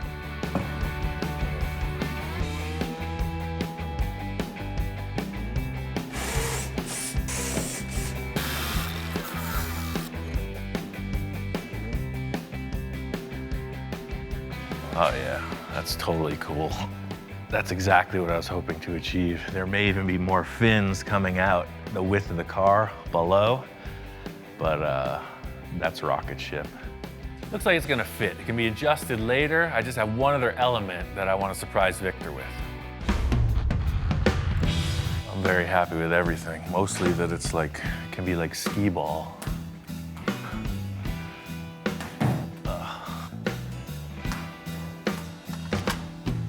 Ian, how's it going? Hey man, got that exhaust mocked up. That's rad, man. After I opened the door, I looked straight to the car. I know I say, wow, this was wow.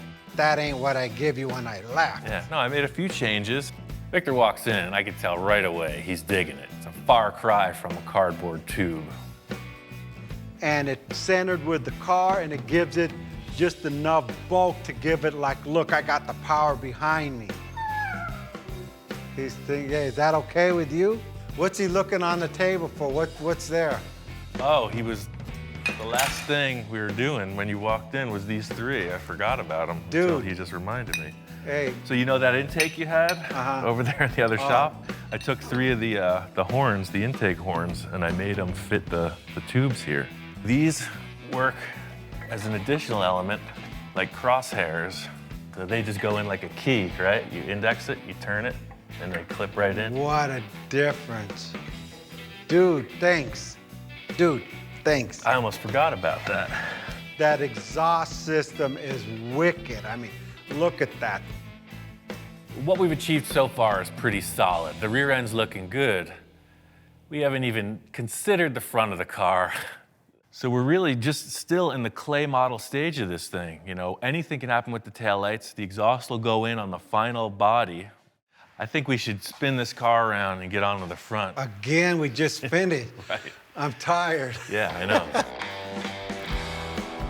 You know, right away, Ian, hey, I'm slowing the build down. We're talking too much. He wants to get on the front, and I'm going, wow, well, let me absorb the back, Ian. Challenge is really making this thing match front, back, side to side. I think that if we get these 2 front fenders and some kind of a grille bumper represented, that'll give us the answers to the side pods and the roof line. Yeah, because that roof line's got to change, like, dramatically. Hey, you picked the Sterling, man, not me. So the same thing goes for the nose of this. You saw the process in the back. Anything you find, file cabinets, space helmets, you name it. Anything you want to put on the front, we just fiberglass over it, and that becomes the model. I thought I was lost in the back. I'm really lost in the front. I've got some ideas. I know Victor's head is spinning. What we achieved in the rear, I can't wait to transfer that energy into the nose of the car.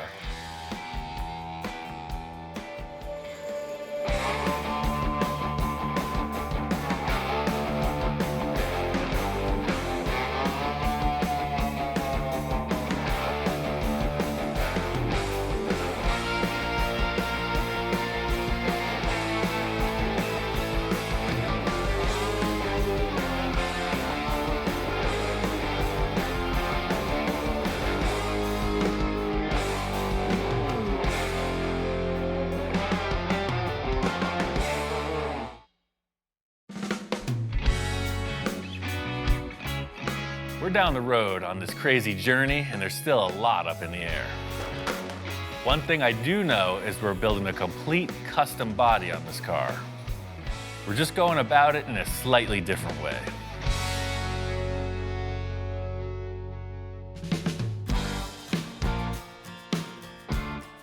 Moved into a new lab, got a new workshop.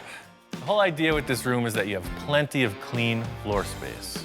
One of the biggest challenges in everywhere I've worked is that there's always stuff, and I'm always trying to decrease the stuff. I got my tools, I got my dog, I'm ready to rock. The whole idea with getting this in the room is now we are in the artist studio. I got the car up on these little roller dollies. We can spin it around, get up high, down low, nothing in the way. Because really, that's it. We gotta have that line, you know? It's gotta look good. Victor and I were up at Gene Winfield's. He had a whole bunch of fiberglass bodies, and I knew we had to go in that direction with this car. But Gene was molding cars that already exist, like a 51 Merc or a Ferrari F40, but we don't have that option. We have to create the car first. It's just like this car model. You know, imagine we had a full-size 57 Chevy and we made a mold on it. We would end up with a car body just like this. We have to create our car body first. The cool thing is we can use any car part we want. We can customize it, hand shape it, whatever. It just has to be strong enough to build a mold on. We can move fast. We can make changes on the fly. We've never done anything like this before. I'm super excited. It's just gonna be a ton of work. The whole idea with setting up the car in the shop like this is it's gonna be a big debate between Victor and I as to how it turns out in the end. Set up these fenders just as a representation of something over the rear wheels. I know Victor loves the idea of this really low trough. You'll see the engine and the other components in here. This is directly in the way. First things first, I want to get into the rear portion of this design. Because it's a mid-engine, we both want to show that engine off, and there's a bunch of stock sheet metal I want to get out of the way, come up with some concepts for the back end. So this is an element of structure. I'm just gonna make it look way cooler.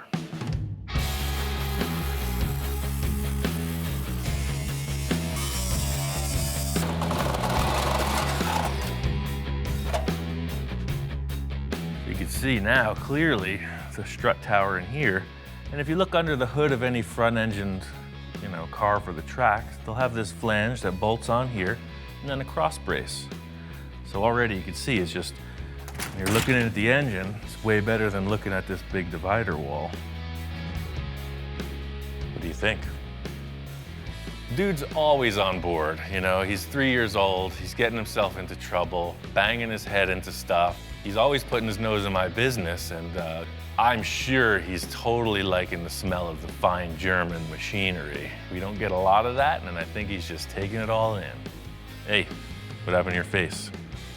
You were such a cute puppy. You look like a boxer.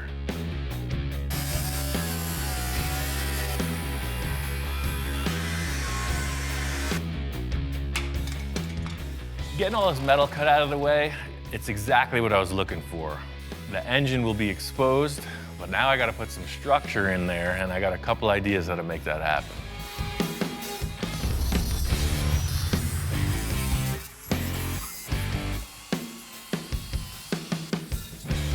I know what Victor and I are going for in this portion of the car, and that is looking down into this and seeing a lot of cool stuff. Just like with all the supercars, whether we have glass or it's just open, it's gotta look cool. Right now it looks like a bunch of sheet metal that we cut out. Try to schnazzy it up a little. Now that I got all this metal cut out, my idea is to put in like an upper strut support. It'd be easy just to throw a piece of tube in there, but I want it to look cool. Race cars, they try to lighten everything up. I'm gonna do the same here. So that's the thing, I got the center marked here, and I'm just gonna go every 2.5 inches and scribe across, so 6.5 to 9. I'll just center punch, drill all these with a hole saw, and it'll just look like a nice lightened race car style bracket.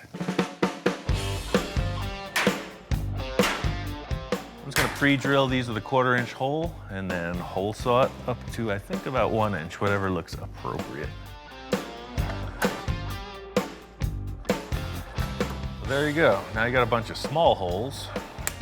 Now I'm gonna make a bunch of big holes.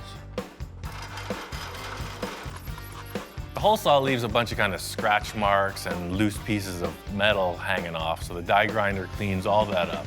There's a few different fittings on that tool. It goes from coarse to fine. In the end, you end up with something that looks like a piece of jewelry. It just looks kind of like a, If this thing's sitting on a table, you don't know what the heck it is. Is it a musical instrument? Is it a weapon? Is it an upper strut support bar?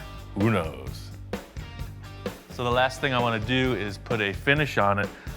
Eastwood's got this cool surface finishing tool. It provides like a brushed finish. You hear like brushed aluminum, brushed stainless, you see it on your refrigerator or something like that. And I'm gonna use that on this piece of tubing. That is pretty cool. Now I'm just gonna weld into the car, figure out how that floor area is gonna be raised up. This piece needs to be super strong, so I made these gussets and I could weld them in on each side of the shock towers.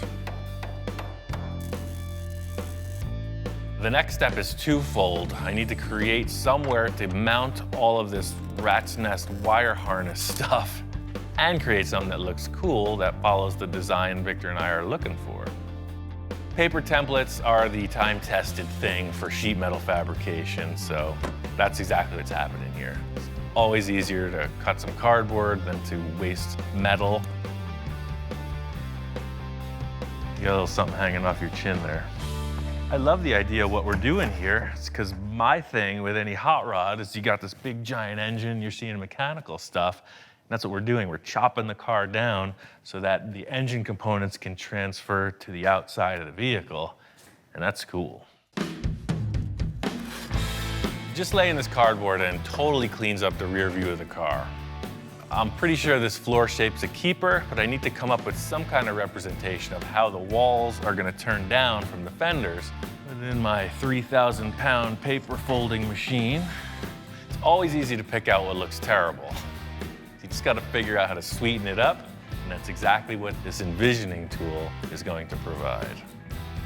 Ready to show this to Victor. We got a lot to discuss about the designs in this rear end. Ian. Hey man, you found the place. Yeah, I found it, man. What's going on? Wow, place looks good. Oh yeah, that's the thing I was saying, you know, new building, new project. You know, I walk into the new shop, man, Ian's like all peppy, ready to go, just like he's inspired again, and now I'm starting to get inspired going, hey, move over, I'm coming in. That looks good, the lines are lining up. Yeah, it's all just kind of concept, you know, something to discuss. Aside from it looking so cool with structure, you know, these are springs under here, they're gonna wanna fold in. So I just support it like you would any race car, right? Came in with some gussets, really grabbed that. Ian just telling me all this stuff, and I'm not really like taking it in. I'm like looking at the car, starting to focus on what else could we do to this thing. And he's talking and talking, and you talk all the engineering you want to talk. I'm thinking design, baby. I love that you got it down low. This Boxster was round. Exactly. Now we could achieve, you know, whatever vents or take the points down. You know, all this aside, all we have is some structure back here and this surface height. We need to figure out what the look of the back of the car is. You know, you're describing some kind of sculpted thing. All I've established is measuring points. I mean, I can't do anything more until we figure out what the look is. You know, what the heck is he bringing for this part? The mistake Ian made was he said, hey, you could bring anything you want. So, I mean, you can't tell me that. It's another piece to this puzzle. You know, 911 Carrera bumper. Okay, I thought it was something you picked up off the street. Oh, I see, yeah. Porsche 911. I was a little concerned because he brings in a Porsche bumper. We're working with a Porsche. We're trying to make something that doesn't look like anything out there. So, I don't know. I'm a little skeptical. I think it's gonna be too wide, but hey, you know what? What else is new, right? Well, it's exactly what I'm doing here. You're just stacking stuff and seeing what works. And Wow, that's freaking wide enough, man. Look at that. You know what? That thing ties right into the depth of the tires and everything. Completely.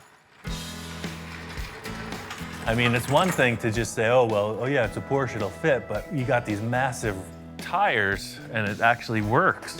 Once we put this thing up, it was like a revelation. It fit. To just put a replacement Porsche part on it seems like not accomplishing anything, but this is completely different than any Porsche that I've seen. I mean, already I'm seeing lines coming off of this that make the whole back of the car start to appear. I don't know what you're seeing, but I see it's looking now pretty from cool. this point, watch, stand here, I'm gonna show you what I see already. Now as you come in here, guess what? These are rolling. Guess where this fender's going? Straight to here. Look at this. Look at how this. This is like a whole imagination station. That's exactly what it is, you know? It's like, imagine if we could do this and it felt like that, but it was more like this, etc., you know? He comes up with this dialogue and I cement some kind of a tangible thing and then we modify it. What if we just took the Boxster fenders and just mocked them up? Maybe that curved shape can benefit us. You're right. I brought everything from the other shop. They're right here.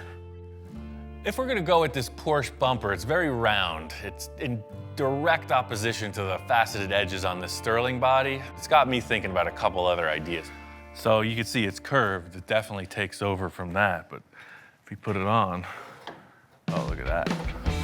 Wow, that's ridiculous. It matches the diameter of the Look tire. at this thing, huh? Look at this, huh? That's pretty crazy. The rear bumper and the fenders are really a huge breakthrough because they're not the end result of what the style of the car is. We just need to create surfaces to sculpt off of. It's exactly what you're describing, man. It's like down, Wow, yeah. up, and over. The lines are all there. I mean, now it's an open canvas. We have a lot of depth to work with, so This is exactly what I needed, man. I'm gonna show you a couple tape lines that I'm considering with the angle of these walls, because that rear deck portion is quick and easy. The main thing I want to figure out is when you're looking at the car, what are the proportions? How does this engine bay get closed in? How does it flow into the rear quarter panels? Because that's a huge element of how the rest of the car is going to be styled. So this is the angle both sides will be at. This will just get moved over, trimmed out. But these are our dimensions, you know? None of this is going to be visible in the end. This is just going to be a rolling shape that comes right out of that trough. Ian, what do you think about a slight curve on that? Well, I got the slip roller. Let me put it in there and we'll see. Look at that. Wow. Totally good call.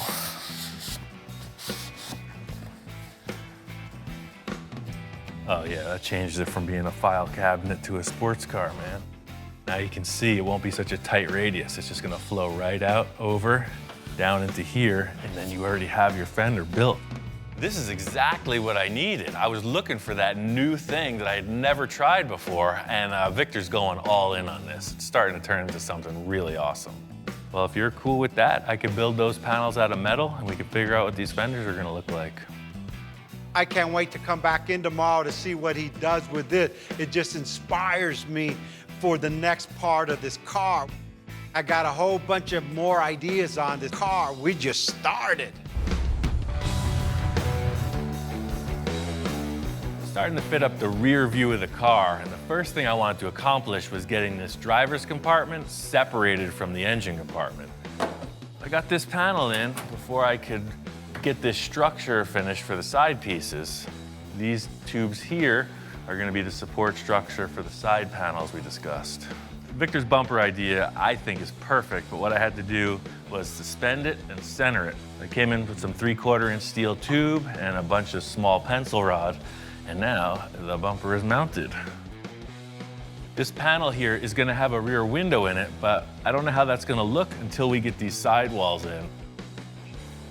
Victor and I are committed to this, so I'm gonna put the floor in and build the sides.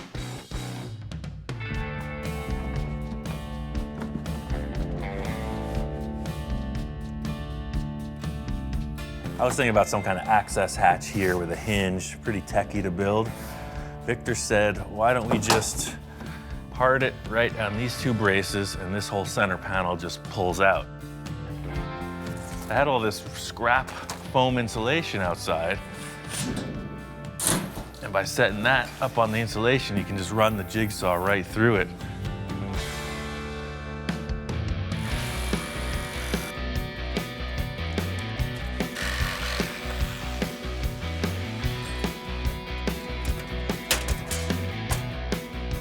I'm gonna do this whole portion of the car in aluminum. My plan is that it's gonna stay with the chassis. It'll never be molded in fiberglass, so I want it to look really bright and cool. That's it. Piece of cake. So for now, these are just gonna get screwed down. It may hinge later, I'm not sure.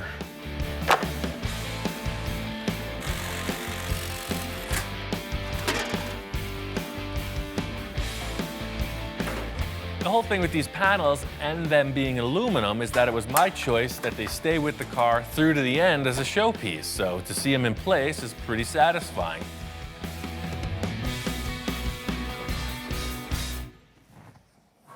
Just can never, I need like a holster for my magic marker. Like, whoosh.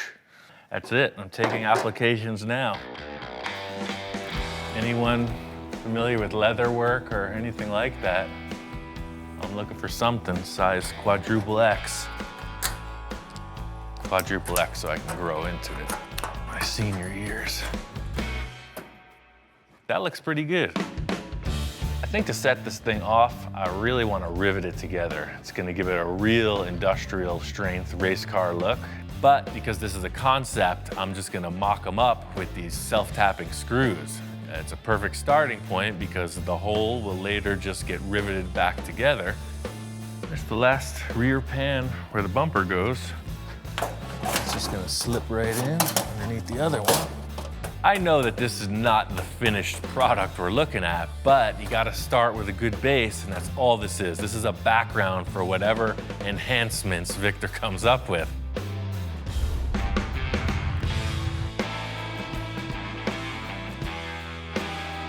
Came out to the Pomona swap meet with Victor. It's one of the largest swap meets there is. It's the go-to place to get what you gotta get. They have everything, including the kitchen sink. That's the deal. It's a full-on treasure hunt. Hey, what do you want for this box of books? I'll take 10 bucks. You'll get 10 bucks for that. It's my favorite show ever.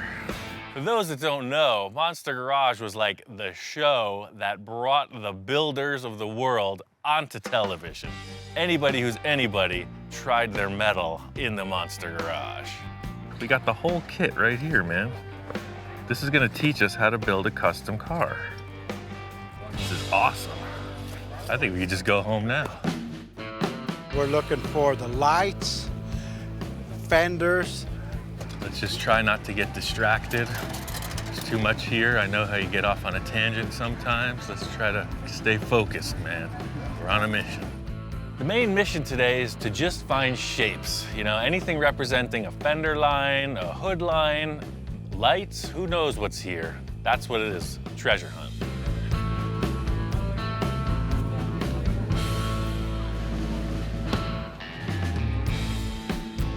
Now you know where I get all my crazy stuff. Yeah. This is like one of my main places to find all these parts that will fit any car that I got. Or I any like car how that- professional their labeling is. I mean, definitely hit a few walls with that spray can style, man. It's too perfect. Here you go. Here's the radius of the front. I mean, there's a million other shapes in the world. Just because it's an old Plymouth, you know. Try to detach yourself, man. We're on the better side. Remember, we make old things back in the new things, and hey, that car would love to be a supercar. Yeah. When it grows up, it wants to be a supercar. I know when we get back to the shop, I'm gonna see that next to it. Check this out. I could be Ian Jr. That one's even better than mine. How do I look? Can't get distracted, man. Stay focused.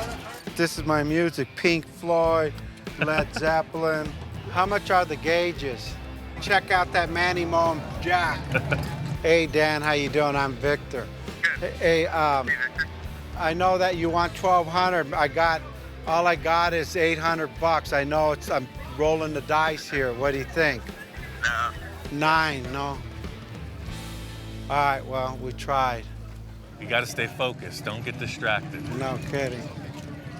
Hey, I still am a collector of fine art. I know.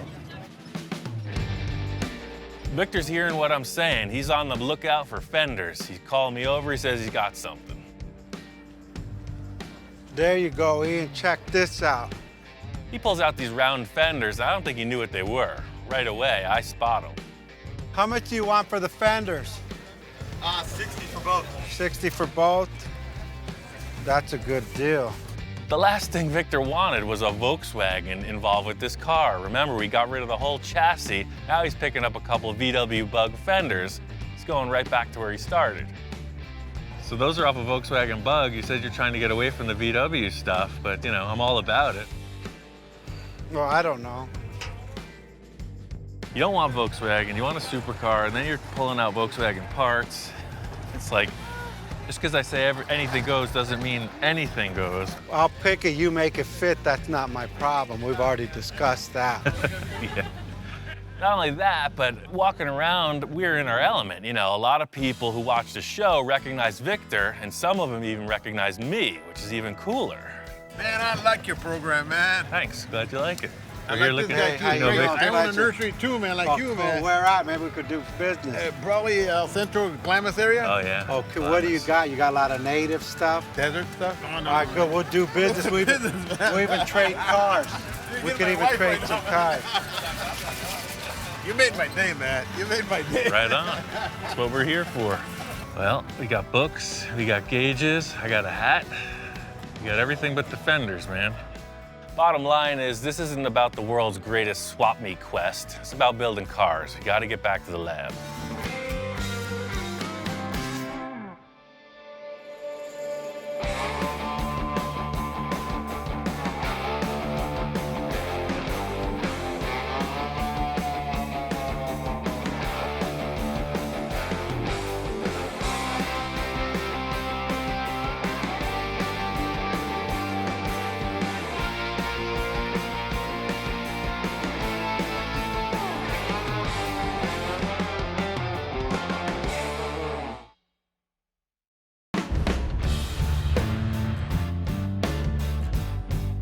I'm looking for a new build. A lot of the projects we've done in the past have been in a 1 or 2 month time frame. I'm really trying to do something that can expand on the process and go into uncharted territory. I've always got a few projects on hand. Right now I have a 29 Ford Model A Roadster pickup and a 29 Ford two-door sedan. These cars are hugely popular the last few years because you can go a million different directions with it. You lower this thing, chop the top, big engine, wild paint job, you got a nice vehicle. This Roadster pickup was gonna be a bit more of a conservative project. I've got 4 full fenders, hood, grille, and I was hoping to make a removable hardtop roof. It's like a giant go-kart. If you've driven one, you know, they're super fun. This one's set up kind of highboy style. I was thinking maybe full fendered, something a little bit more adult looking. For me, I like the crazy stuff, something that's really going to challenge me. So I've got a few hot rod projects, I got a couple other ideas, but I really just want to see what a few of my friends have going on also.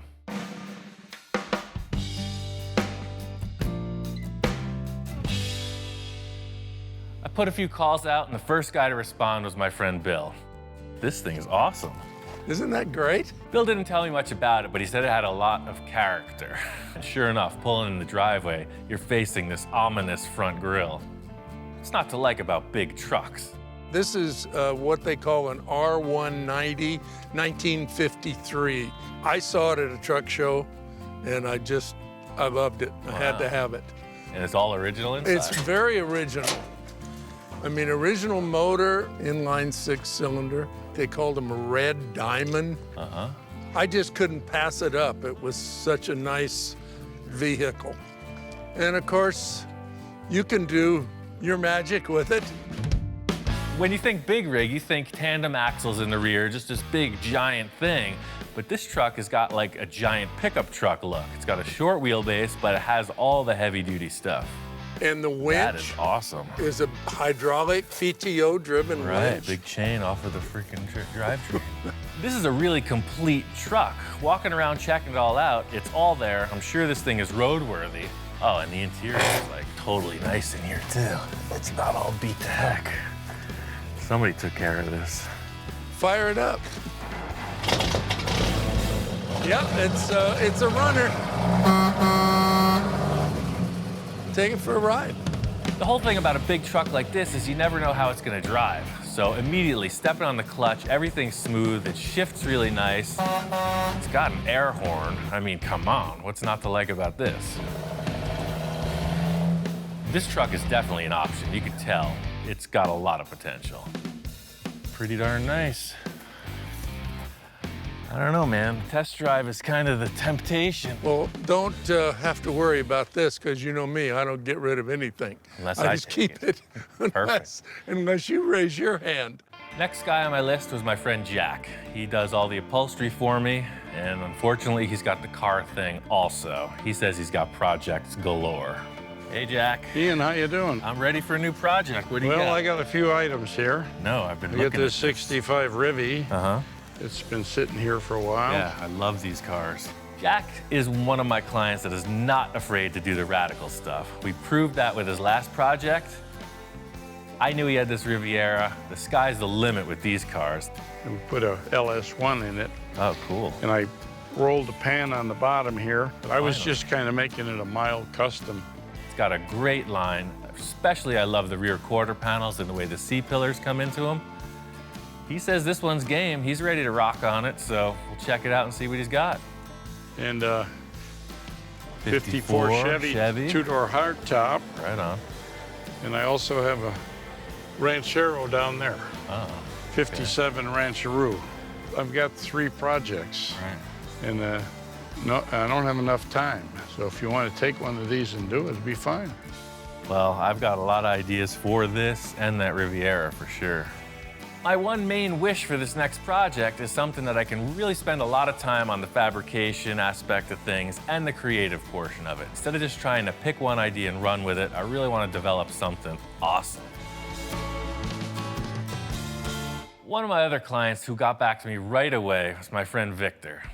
He was kind of vague. He wasn't telling me what he wanted to do. He said, hey, meet me at this car show. Let's talk about a few things.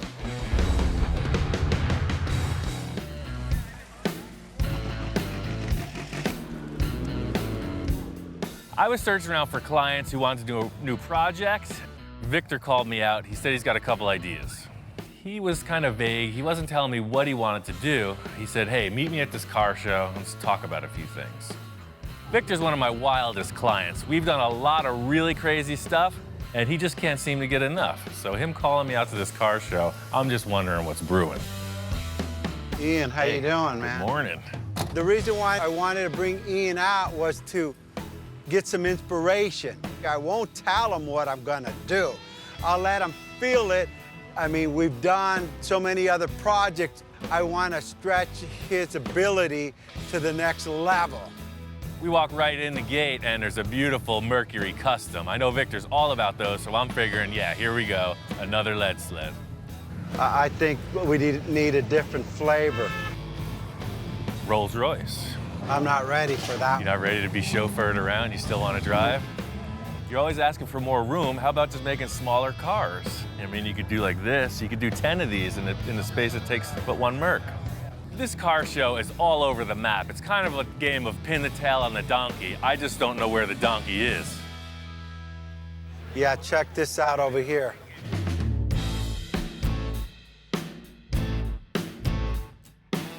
These things are crazy, man. I've seen them, but I've never really paid much attention to it. But the more you're pointing them out, it's pretty amazing.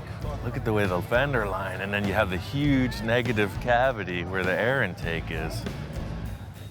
And as we started talking, everything fell in line. He started to become impressed with all these supercars. Hey, look at these vents. Hey, look at this. Look at the engines. Look at the way they flow. No, now I'm starting to get the idea of what you're talking about. All these styling elements will somehow translate it into that Volkswagen over there. It's perfect.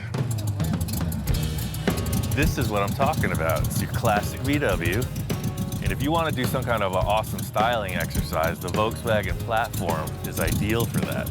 And the engine, I mean, listen to it. It's got that iconic sound. Yeah, no, that is, but I'm out. I'm all on board, and Victor's like, no, that's not what I'm thinking. I'm rock, out, man. I'm out. That's my flavor. I want that stealth. Victor always describes himself as that old school lowrider guy, right? He's got the Mercs, he's got a lot of cool 50s, 60s customs. Then he's telling me his wife has got some idea for this stealth vehicle. First of all, my wife said, honey, why don't you build a stealth? And I'm going, stealth, stealth. You know, the stealth bomber? I go, that's interesting. As I start to look at these supercars, Ferrari, Lamborghini, they have such a stance and a look that's just amazing. When they're standing there, it looks like they're going 100 miles an hour. Victor brings me over to the Batmobile, the iconic 60s show car, and he's telling me this wild design, this anything goes mentality is really where we're going with this next project. This car has inspired so many people to do custom build. This is why we're here, because of this man right here. Sure, right? No doubt about it, yeah. And if he could do this, we could do what we want to accomplish also. It's a little relief to come to the Batmobile because I know it's a hand-built, it's a custom-crafted vehicle. We talked about Barrett's, we talked about inspiration, we talked about the fabrication, what it takes to do it. And I said, Ian, anything is possible. Victor's got these crazy ideas of some kind of a exotic sports car. I have no concept of this type of vehicle, so it's a path in a whole new direction. This is the flavor, man. That's something that you were meant to build your entire life, man. That's it. All led up to this. It all led up to the finally arrived. I never want to be stagnant, you know? I'm always looking for the next thing, the next hurdle to jump, and I think Victor's setting it up big. Victor brought me out here to his nursery. He says he's got a car he wants me to check out. What the heck is this thing? Yeah, I got this at a junkyard. Oh, perfect starting point. You never know what we're getting into with this guy, but pulling up on it, I can see it's got a really low profile in the nose. I don't know what it is. Check this out.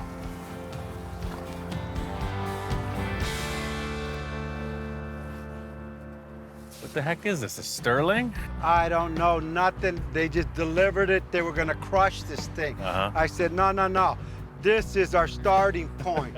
No, we're building a world-class show car. We need this ugly duckling from the junkyard. I get it.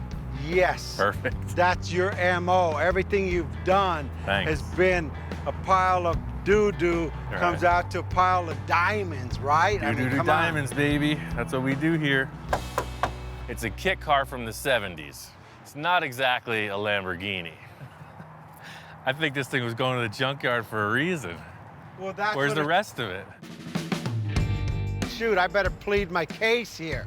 So I said, hey, Ian, check this out. The main reason why I want this car is for the roof. Oh, right, yeah, I've seen these before. I know exactly what this thing is.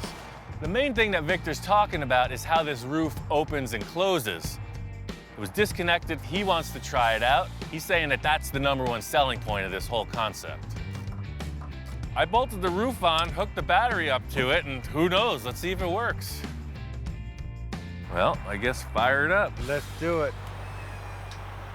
Yeah, yeah, huh? Now that's what I'm talking about. Totally works. That's smooth, too. Yeah, yeah, baby. That's freaking cool. Yeah, then you get in. This is the coolest, ugliest car I've ever seen. See? Yeah, look at that flavor. I mean, look at that thing. That's cool, man. Supercar. I mean, the rest of it's irrelevant. That's what I wanted. The rest of the car means nothing. As long as we got this part working, we design around that and we got it. He says, don't look at anything else. The roof feature is what we're going with. We're building a whole car around this. Does it run? I don't know. You don't even care, do you? I don't even You just care want to if see this these thing two runs. motors work. Yeah. I told him, hey, Ian, if you want to get it running, go ahead. I got to go to a job right now, so I'll be you back at the shop in a couple hours. I have a lot more surprises that I'm going to show this man. Closing the capsule.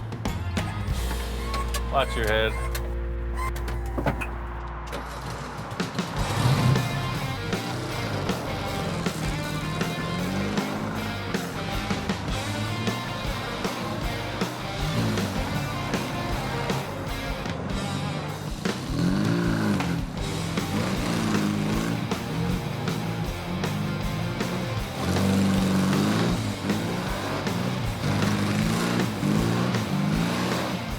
It moves around pretty good, but supercar it is not. I can't wait to get it back to Victor and see what he's got planned.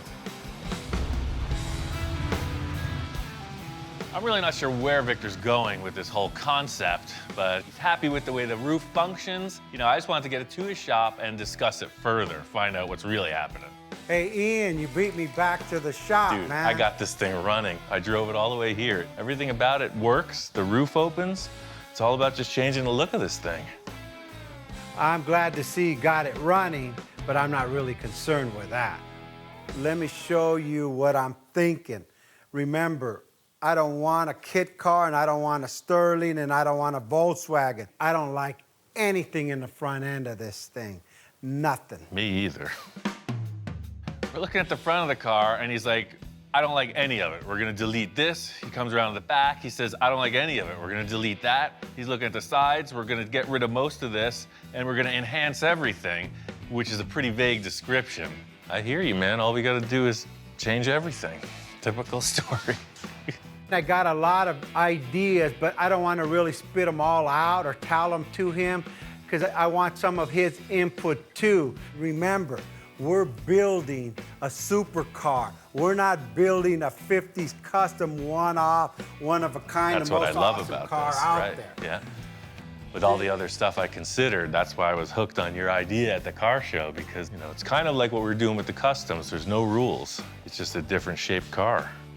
I was a bit skeptical when we pulled the cover off of this, being that it's a fiberglass kit car, but, you know, performance vehicles are super strong, super lightweight, and this really is right in that direction. But fiberglass, I know this is sturdy. I mean, is that supercar material? Well, think about it. Everybody who's done these concept cars works with this. Even modern Corvettes are some kind of a composite, and that's why they use these types of materials. We haven't built any cars out of fiberglass, and I think it's a really good challenge. It's unlike anything I've ever done. I think it's gonna be cool. And Ian, you know, sometimes I change my mind. You can pretty much upgrade everything on this kit car, but it's never gonna handle like a high-end sports car. As far as sports car goes, you know, you have this VW Beetle, four-wheel drum brakes, and about 50 horsepower, so it's not really a performer, but it does run darn good. This is kind of a weird thing that they just put this box here, but you get rid of that. I know we can hop this motor up and make it really fast, put a cool custom gas tank, and just open the whole back of the car up, man. Remember, we're building a supercar. Right. If we go to Super Show and we open this hood up and say, look at my motor, they're gonna laugh us to another country. And I'm not leaving this country. Yeah, perfect. This has potential to do whatever we wanna do. It's an open canvas. And Ian keeps talking about, hey, we could do this cam and these headers and dual carburetor on this Volkswagen engine, and I couldn't take it anymore. I said, Ian, no more Volkswagen, it's a supercar, hang on. I pull out my phone and I said, just a moment. You know what, let me make a phone call. Hang on a second. Victor's got people, so I don't know who he's calling, but he's on the phone. Hey, you think you can come by the shop? Anything's possible. My first reaction is that he's got a guy with an engine adapter or something, so we're gonna put a better engine in this car. Thanks, bye.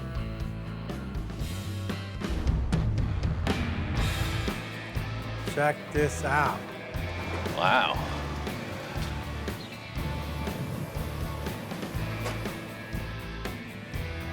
So what, you're changing your mind on that car? You gonna do this instead? No. This is the donor car. What? I'm walking out and there's a nice Porsche Boxster pulling in. I figure the trunk is full of stuff for this vehicle in the garage. And Victor's like, no man, this is the stuff for the vehicle in the garage. So the whole idea is we're just going to build off of this thing and then create the shapes that mimic that car. I get it, right? No. We're gonna tear this whole thing apart, fender, top, glass, everything comes off. So you want to cut this whole thing apart? Yes. You gonna cut the car apart. I'm gonna watch. I'm committed, even though I'm getting pressure from every end. Even Ian's kind of like, hey, you like crazy? I don't know what to say. You sure? I wanted to start with a good foundation. I mean, we got a new car. It's a 2000 Porsche versus a 1970 Volkswagen falling apart, riggedy-raggedy car. I want to take the best of both cars, Ian. That's pretty crazy, man. You're up in the game once again. Can I drive it around for one night? Can I go on a date? He wants to go on a date. you could have the thing because you're going to cut it Ladies, apart. dinner? Well, it still runs. Wow, I don't get this opportunity often. It's pretty tight in here. It's built for a slightly smaller person. Yeah, I want him to drive it so he could feel what I'm talking about. All right, see you never. I quit. Now he's never going to want to tear the thing apart. This is a whole new thing for me. I've never driven a car like this. It's like tight, it's super low to the ground. The way it shifts is amazing.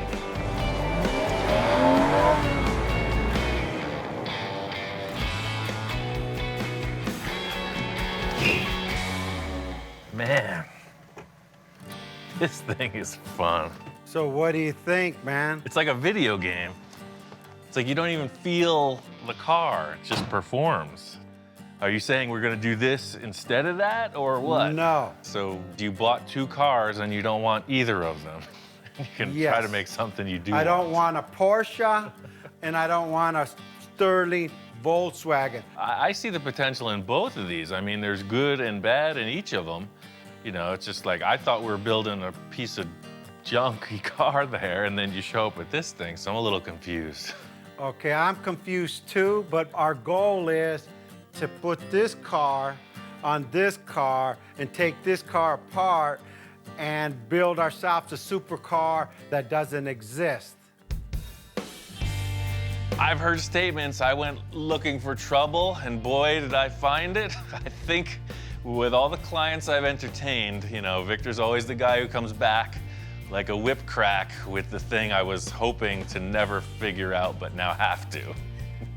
We built things that didn't even exist. Hey, you even made me furniture. Yeah. So why can't you make that into this and this into that, or vice versa, or up and down all around? Does that clarify it, or do you want perfect. plans now? Crystal clear. Yeah, it's perfect. The main thing I'm understanding in Victor's mission statement here is that he wants it to act like a Porsche, have the flavor of some kind of a Sterling sports car roof opening thing, and be completely unique and world class and the best thing anyone's ever seen. So it's a pretty short order. I think we should handle this perfectly. I think it's gonna be okay.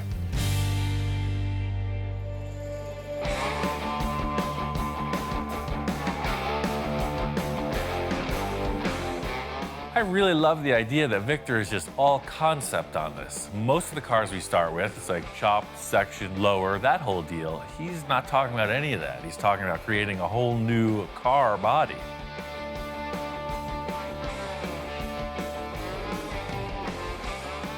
You know, I'm stuck in the 50s concept, mercury cut, chop, bubble, all this. And now, you know, because of my wife, she brought it up. Can you build a stealth car? You guys could build everything out. And you brag that you and Ian can achieve anything. Why don't you build a stealth car? And I said, holy moly, here it goes. I'm both intimidated and excited. This is pretty high-end stuff in my world, and there ain't nothing to it but to do it. We'll figure it out as we go.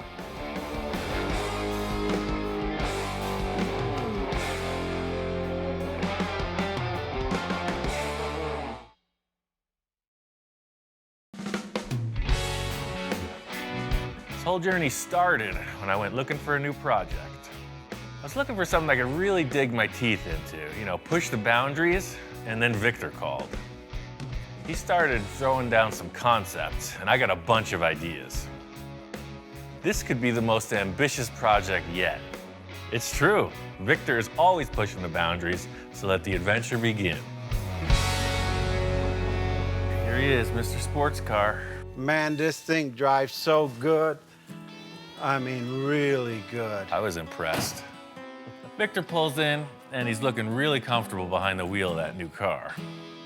Now I get it. Enjoy it while it lasts, man.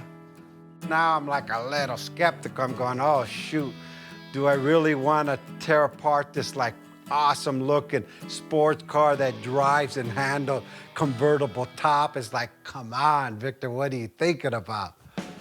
I see the look in his eyes, and I just want to confirm. It's like, hey, man, you still want this to happen? Once we go forward, there's no turning back. My whole life, I always wanted to get a Porsche. It's your last chance, otherwise we're gonna get into it.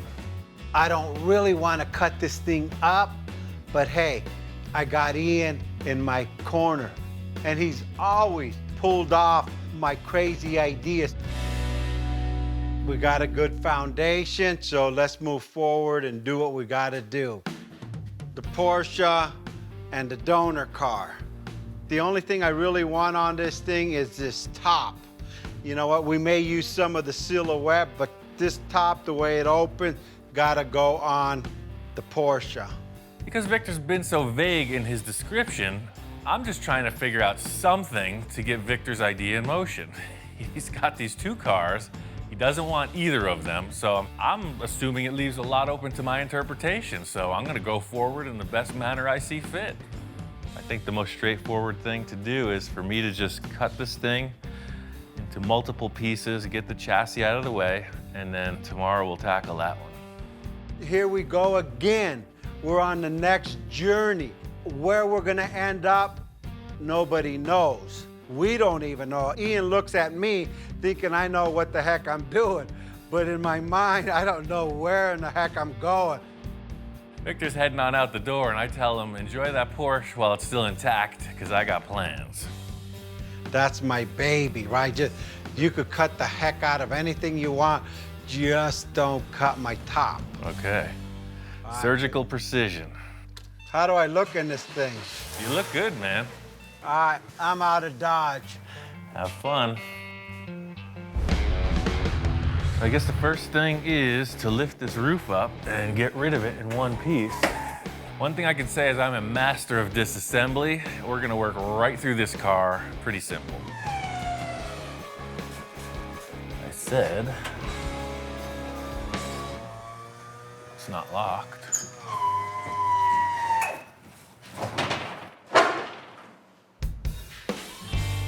The one thing that was the sure thing, you know, the main wish on the list, doesn't work. No good. Nothing. It's not even budging.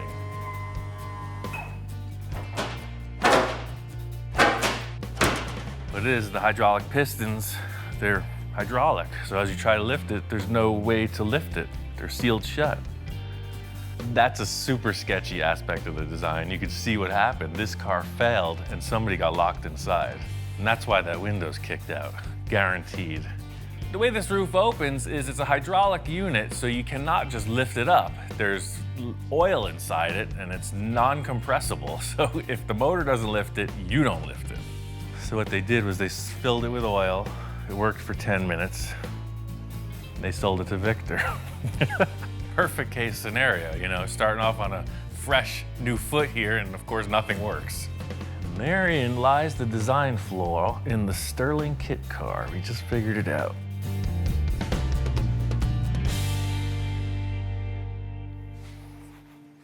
Just gonna cut these 4 bolts and start over.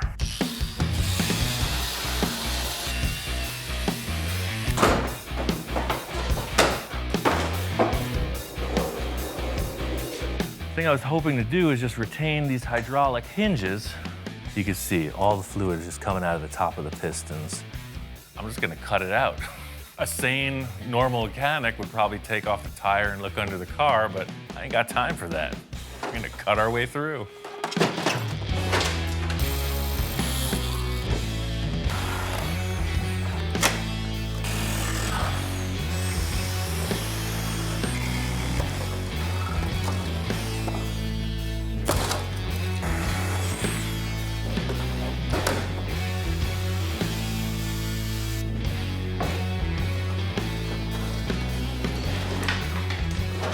Ugly body's out of the way. There's a pot of gold at the end of the kit car. It's a Volkswagen chassis. Perfect running vehicle. I'm taking it home. The funny thing about putting this on the floor is all of a sudden it's just a concept car. It looked kind of weird up in the air with the Volkswagen suspension under it, but it actually looks more like some kind of a race car once it's laid down on the ground. Kit car is gone. Victor's bringing that Porsche back. It's a whole different process.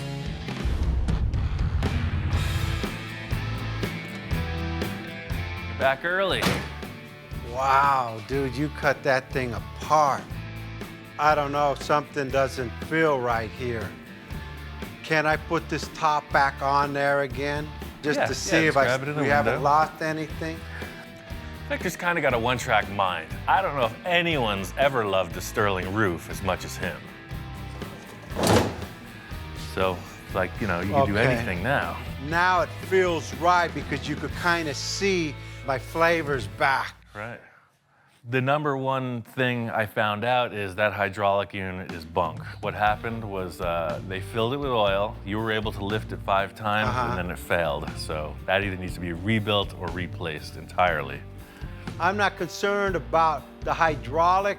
I was concerned that he's gonna cut my roof. You never know with Ian. So this thing's apart. I'm ready to get into the old Porsche, man. I got a couple ideas on that. I'll just take it all apart. By the time you come back tomorrow, this thing will be bare bones, ready for construction. But remember, one wrong cut of a wire, it won't turn on, it won't go. This thing has sensors everywhere. I know, that's what I was reading about online. I did my research. I know how to take it apart without messing up with the computer. I'm on board. Let's do what you gotta do. Might be a little painful to see it break apart. Like, really painful. You know how many people are gonna be pissed off at you, not me, people. He did it, I just watched. This is the part where some people flinch, but just like the surgeon in the operating room, you know, sometimes you just don't want to see it, but you want to get fixed. All right, man. I'll start taking it apart. Talk to you later. I'll just... Don't be nervous. I got this. You know, I have complete faith in Ian, I guess. Well, first things first is to disconnect the battery and unbolt everything I can. This is the white glove tech disassembly. What Victor doesn't know is this is a lot like a Volkswagen, just a little more high tech. The whole idea is to retain the complete drivetrain down to every last wire that the computer has a sensor for. All of this stuff is critical if this is gonna pass emissions and if it's gonna run properly. If you ever tried to take a door off, say, a 55 Oldsmobile, this is a totally different game.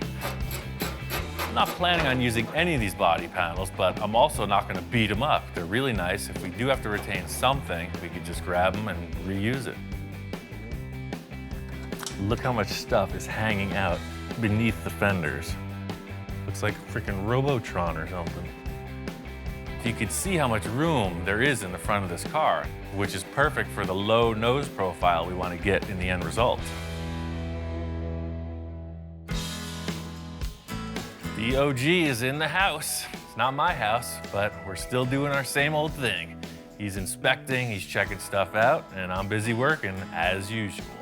What do you think? Like next level. I mean, we haven't done anything like this before.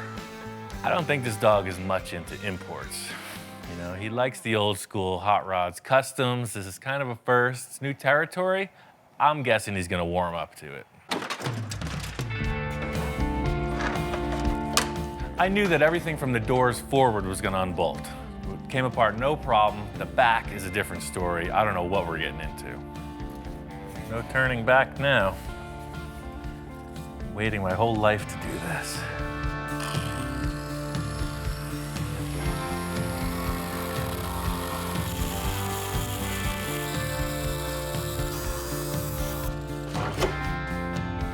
That's exactly what I was hoping to see.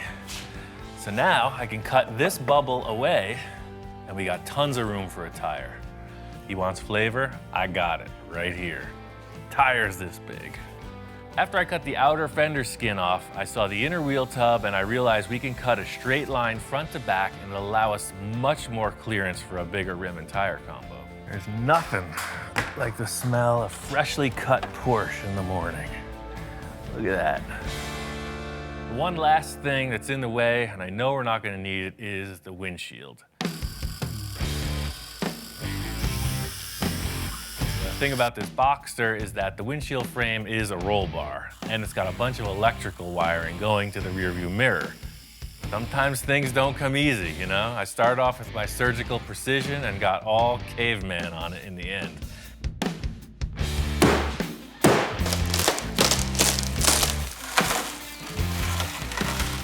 I love the choice Victor made with this Boxster. As a concept car, it's ideal. The fact that it's a convertible, all the structure's still there. That's a huge plus for a kit car scenario. If you cut the roof off a regular hardtop car, it gets flexible. It's a perfect base. It's a nice car. Glad to have destroyed it. No turning back now.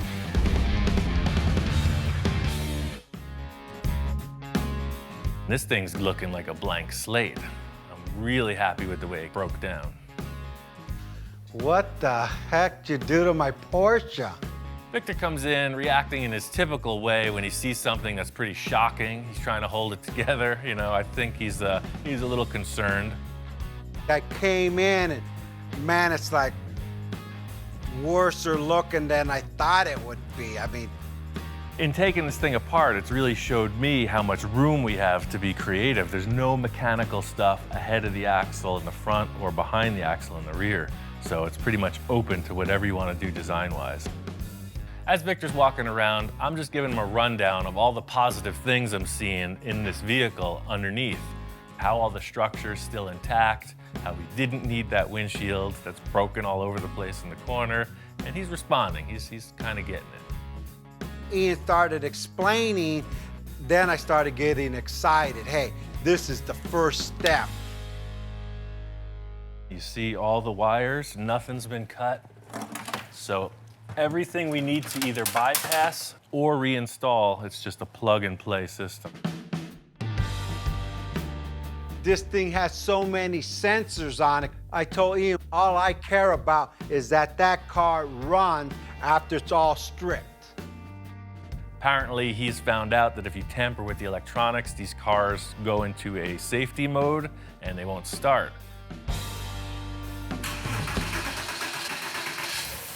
Yeah. Everything is the same. Awesome, man. That's awesome. Like butter. That's why I took it apart this way. Hook the battery up, it runs. I think it's gonna be a good go-kart, man. Victor's become pretty attached to this car, and just seeing that it ran, you know, he wanted to hop in once more. No rear view mirror. Nothing. Nothing in your way. He wanted to sit in the car that's all cut apart. What's more fun than that? Still feels good.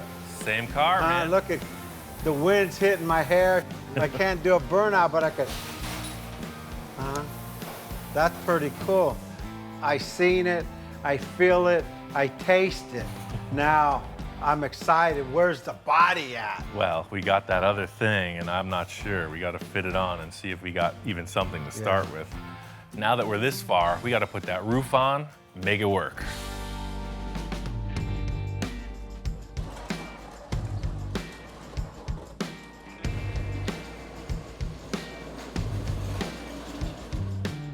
I mean, just to realize some form of an idea to hack two cars apart is a pretty big investment on your part. I hope something here is gonna work. I gotta cross my fingers. 1, 2, I need more luck. 3, 4, 5, 6. Okay, let's go for it, man. The thing that I was mainly concerned with from the start is how wide that dashboard is. That actually fits. Wow. What the heck? It is literally the exact same width, pillar to pillar. The dashboard totally fits in there. That's ridiculous. That's my roof. My cockamamie idea literally worked. I'm that guy that just thinks these crazy things up and hope they work. I mean, I'm even crossing my fingers now, and that thing worked. I think you rolled the dice and came up pretty good. Just seeing that this roof fits, I mean, that kind of makes me fearless at this point. I was very apprehensive, but I could see how your brain's working, you know? We could do anything. I mean, hey, now it's simple. We just got to design the whole car. The crazy thing is a lot of people might wonder what the heck we're so excited about, but you know, for me, it's the initial 2 days of mock-up, and that's what this proved, is that the concept is solid. You know, the whole car did have to get taken apart just so we could see this. when my children are born, it's like they're the most beautiful baby there is, and you're like, oh, and everyone's looking at it like, whoa, what's that guy looking at? The car only a mother could love. We got a little of that, a little of this, and a lot more of nothing. All we gotta do is build a car now.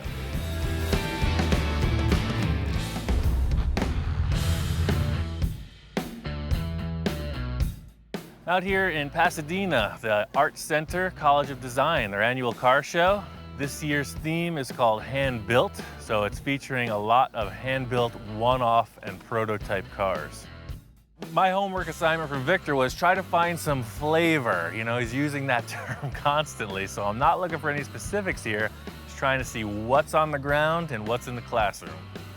The coolest thing about this show is that it's all invited guests, alumni, designers, cream of the crop. So all of the cars here have some design elements to pull from, whether it's super antique or super futuristic. A few years ago, I was invited to this show with the Space Junkie in its first incarnation, so it was really an honor to be invited. You can see the stuff here is world class.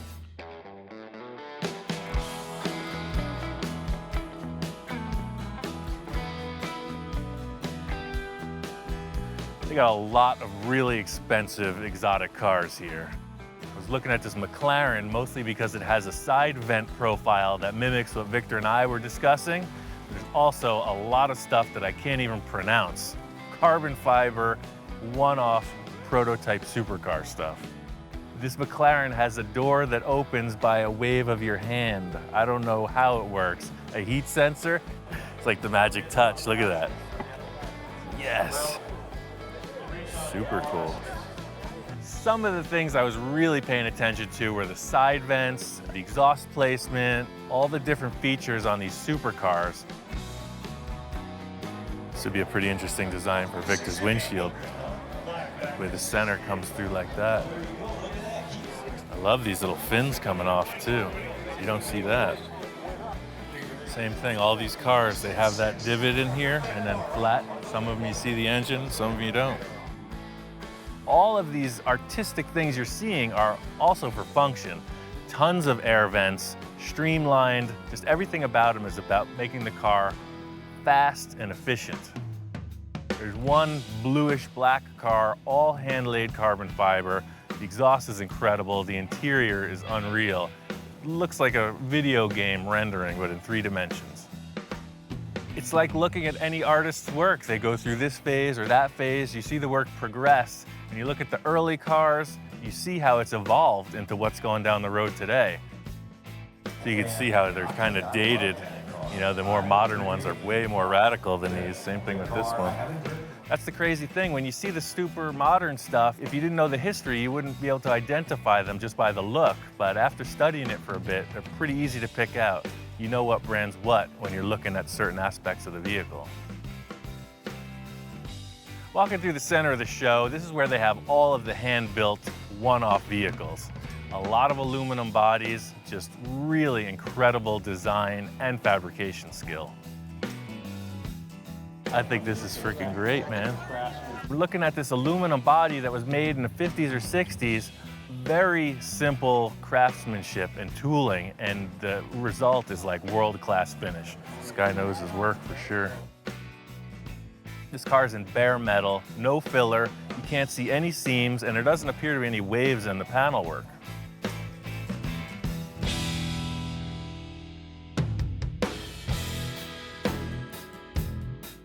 It's really about trying to find something unique. I'm looking for the oddball. There's this 1936 Scarab. It's like a minivan from the past. Incredible. The thing I love about 30s cars is the Art Deco stuff. This is totally inspired by some kind of an insect. You see the beetle on the front, the way this all opens up. I don't even care how this applies to the car we're doing, but come on. Flathead V8 in the back. I want this. I'll trade this guy 6 cars for this car.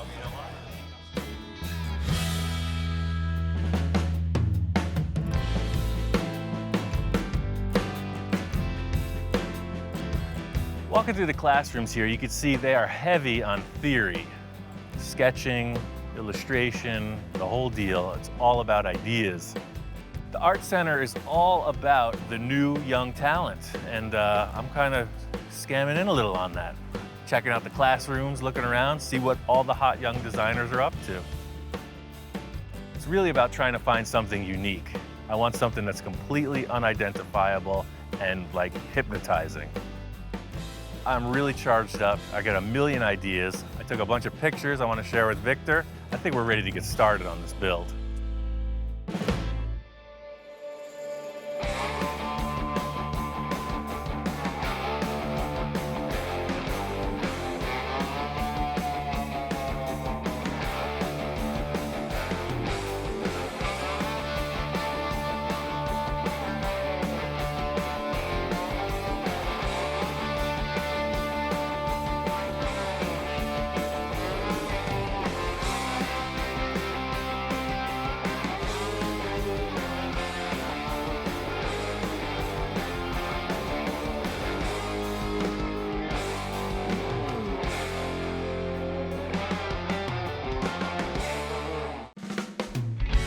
We are continuing along with this project. From the beginning, our plan was to make our own version of a sports car. Taking cues from Ferrari, Lamborghini, even the Batmobile was an influence. We committed to making a mold and a fiberglass body in the end, so that gave us some freedom in how we designed it. But we didn't start with a drawing or a concept rendering. We've just been building the car one segment at a time. First the rear portion, then the front, then the roof. Now, we just gotta tie it all together. Car is definitely evolving. The front and the rear look awesome. There's a huge hole in the side. You know, this is still, it's all conceptual. Until we put that mold on there, anything can happen. Got these wheel dollies from Eastwood. They're pretty cool in that typically you would have to jack the car up with a floor jack and slide this tray under them. But this has like a telescoping ram with wheels on the end. So as you pump it, it contracts and it squeezes the tire up off of the floor. Now the cool factor with these is you can rotate the car any which way. You know, I'm gonna need to look at this from the side profile, come up with a concept for the side panels. That's the thing, it's a work in progress, it's developing. You know, our main issue was, is the nose too long? And I think it works. You know, that's really what the side view shows. What we have now is all the elements on the wish list. The giant trough in the back, cool wraparound motorcycle helmet windshield, really exaggerated nose with the deep vents. So we're gonna need to tie that all in, but I think a good segue into that is to connect the dots. You know, there's a giant hole in the side of the car. See what develops with that, you know, creatively, and then we'll mix and match, decide how to blend them all together. I'm gonna drop this on the ground. So here's the deal. You know, this is the old fender. It's been pushed out 4 inches. I gotta create a whole new rocker panel that's easily 4 inches wider. Got a couple ideas with some vents in here and a way to improve on this access point. Everything has to start from somewhere. You know, my typical formula is just a blank slate. Just set up something before Victor gets here, and then we'll hash it out. I'm really trying to give this car a truly exotic flavor, you know, one-off, unique, and I think the side offers a ton of potential. I got all this left over from the front hood. Let me see what this does. The main point of concern with this car is that there are no doors, so the roof is the access point. It opens and shuts. That seam has to look good with whatever design we come up with.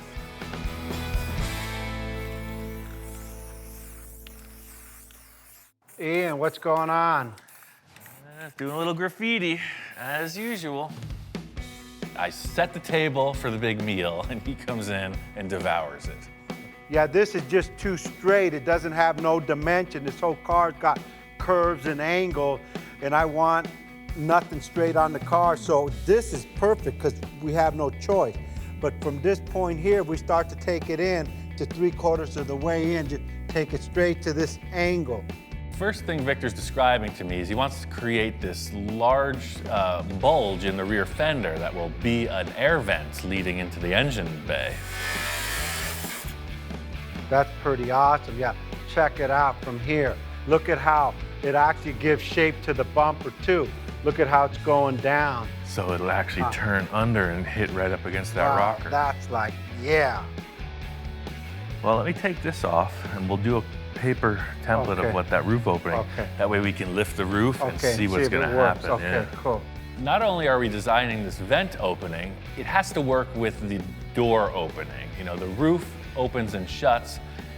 Victor really wants to be able to get inside the car comfortably, so those 2 points are going to determine what the style is. So here's the deal. The whole issue with lifting is we're scrubbing across this whole line. So if you can live with tapering this back a little. As per the usual, Victor's all ideas. You know, he's like, I want a rear vent, I want a front vent, I want this, that, the other thing, and a lot of good ideas on the table. All right, well, that's exactly what I had to ask you. You know, I know you're busy. Let me make this just like you described, and we'll see what comes out of it. All right, cool. All right, let's let her down. I love this part of the process. You know, it's all the envisioning. Victor and I, we hash out our ideas. He gives me a punch list of his wishes, desires, dreams, and I do whatever the heck I want. It's awesome. Yeah, I'll get this mocked up again, a little tighter. We'll go forward from there. Victor's got to take off, and I am ready to get to work. Victor and I did this mock-up. You know, it seems like it's going to work, but standing back looking at it, there's definitely some issues. The wish list Victor had was to be able to get in and out of the car easy. I just don't want to sacrifice the look of the car for a bigger door. So the way that this line looks, when the roof is open, it's going to look terrible. It's like a freaking butterfly wing or something. Unacceptable. I mean, I saw this coming at us from the jump. You know, Victor's at one side of the fence and I'm on the other. What Victor's trying to get away with is, right now the car has no springs in it. It's low as it's ever gonna be. So he doesn't want to be like this, you know. It doesn't look right. He wants to have an area as low as possible to just kind of swing in. Typical Ian scenario is I just avoid the situation until it's crisis time. Ideally, this, I think, is the most awesome look going. Just for the sake of getting in and out of the car, I hate to ruin the whole look. So now, when the hood is open, it just looks like this weird frickin' thing. As much as I'm into weird frickin' things, this is not gonna fly. See, I do a little mind control with everything, and I'm sure that if I could just do exactly what I want and make it look so cool, so irresistible, Victor will just be hypnotized and go with the flow. I mean, that is starting to look better already. In simplest terms, the debate here is fashion versus function. You know, the whole thing is, at the end of the day, the roof has to open. Person has to get in the car. It's still gotta look cool. I know what Victor's asking me to do, but what I have to do is make it look good. Easier said than done. Like, he was wanting to use the back of that existing fender as the scoop, but I'm thinking maybe that's not the case at all. Victor's wish list with this front vent, I'm not feeling it. I'm gonna try to substitute that with like an exaggerated bulging fender. I feel like the vent makes it look segmented, the bigger fender makes it look fast. See how much more meat it gives it behind the wheel arch? That balances it. I don't care what anybody's thinking right now. I'm in the zone. It's got a little more feeling like this. Like that. And there's a little less here. There's a couple things I'm considering, is that how this area of the C-pillar flows down into the vent opening. And I'm trying to come up with like an inner body shape that you'll step into through this area. And I think that'll help me finalize what happens with the front of the scoop.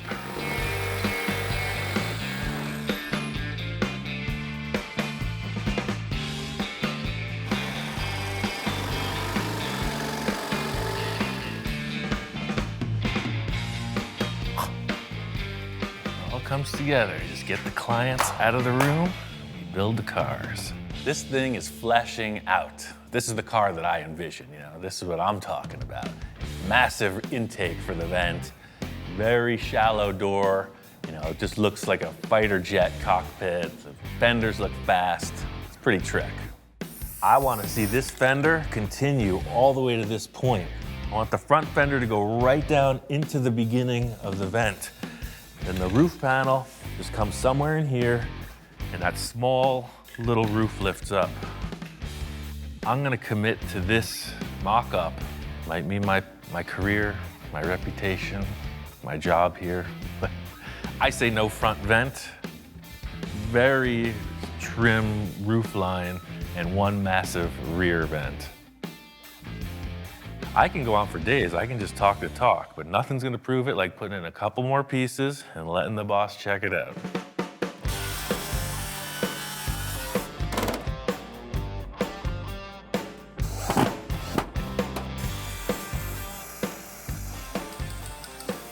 The one good thing about Victor and me is the relationship is kind of open-mindedness, you know? Every time he tells me to build a car his way, I build it my way, and he's very open-minded about that. Oh my God, that's an awesome car. I've never seen anything as satisfying as that front fender. Look at that. Standing back looking at this, you know, it is hyper-aggressive. You know, it's easy to pick up the ouch moments after the fact, and rocker panel looks a little caved in, but the rest of it is pretty cool. Just gonna put in a couple details here, you know, put in some mesh inside the air vent, that way it's well represented. Everything's looking good. This thing's getting ready to show to Victor.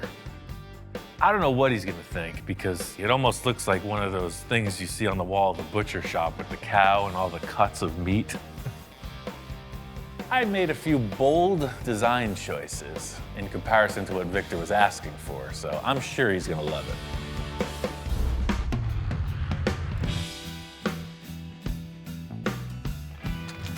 Ian, what's up?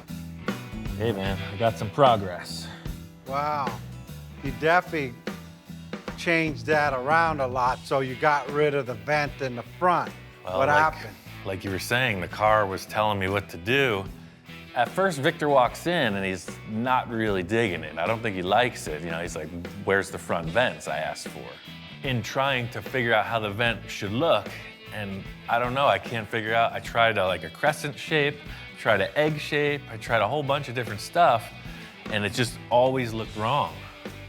I know Victor's asking for a front vent, but I was feeling like a bigger fender, you know? Either way, it's not a loss, it's a point to develop, you know? We have something to work with. Every conceptual line was drawn on this car, and it just seemed better blank. The main reason I arrived at that area in the roof, that curve, I'll show you, we can open it. It looks so much nicer the way it comes around to the cowl opening. So we can lift her up. You know, he's looking around not too pleased, and even more so about the size of the door than the front vent missing. You know, he was always saying he's got to get in and out of the car, and that's not happening with this design. I'm not a spring chicken anymore. I mean, Right. I'm not an acrobat. I can't do that anymore. You know, Victor's getting back to basics here. He's like, you know, I'm no spring chicken. We need to get a little more conservative with this. And I'm thinking, conservative? That is like the opposite of Victor Cacho. Right there, it looks the best open, literally. That's design concept-wise, that's it. The problem is, I got to get in this thing and out of it, and I don't want to, hey man, that's the coolest car I've ever seen. Too bad that guy can't get in and out. All of a sudden, Victor starts drawing a bigger door. Same flavor as what was established, but just bigger. And that, to me, starts to look a little less cool. I don't know, it makes me think of like one of those snow hats with the ears on it. Yeah, right off that point, let me see from this side. There's nothing cool about that. And that's a pretty good opening there. What do you think? Can you pull that off? Well, Huh? what I was struggling with, I'll show you with another color tape. Just real quick, this is what I was doing the whole time. In typical form, I put on my lawyer suit and start giving him the spiel, giving him the sales pitch. Right, so you got this, Yes, you got this, yes. then that's got to somehow tie it, so you're damn close there. Maybe he can meet me halfway like that. Yeah, because then we still got the front end opening too. That would do it, because I just got to get my foot in. Am I there? Am I clearing it? Yeah, man, I'll put some high heels on you. You'll be fine.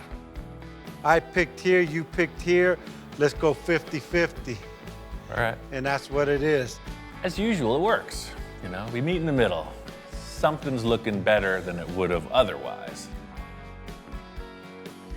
We decide is we're gonna mock up a few subtle changes, you know, reconfigure the rear vent a little, make it a little smaller, work out this final door gap opening, and remove this T-boned look from the rocker panel. We both agree it looks caved in.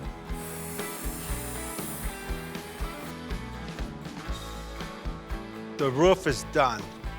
Go for it. The opening on the door's done. Go for it. That vent's done, right? And if I can't get into that, I shouldn't have a supercar. After this conversation, I'm confident I'm ready to go. That's it, make it happen.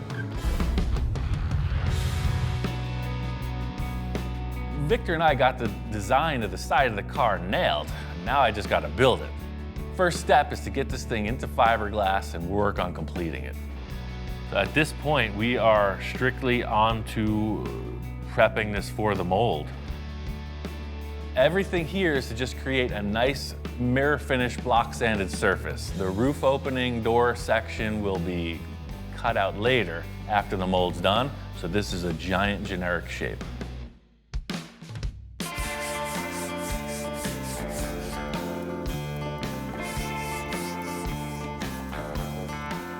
Although this still opens right here, I'm going to be able to just draw the brand new one. We're gonna carve that in, and the mold will reflect that new line. Typical modeling scenario, you know, paint it gray, neutral tone, stand back, check it out. I really mellowed out that pronounced bulge on the front fender because it was affecting the final line opening of what the roof parting line was gonna be. So in having this nice smooth surface, I can redraw that and then kind of get a feel for what the proportion is. Yeah, just sitting back looking at it, you know, the fender before was this really bulbous shape towards the rear, and I think that this line will bring it back. I'll carve that in, and the mold will represent the new parting line for the roof. The whole thing with drawing or taping the lines where the opening will be is a point of debate, and that fortunately won't have to be established till even after the mold is done. I'll be able to modify that right up into the very end.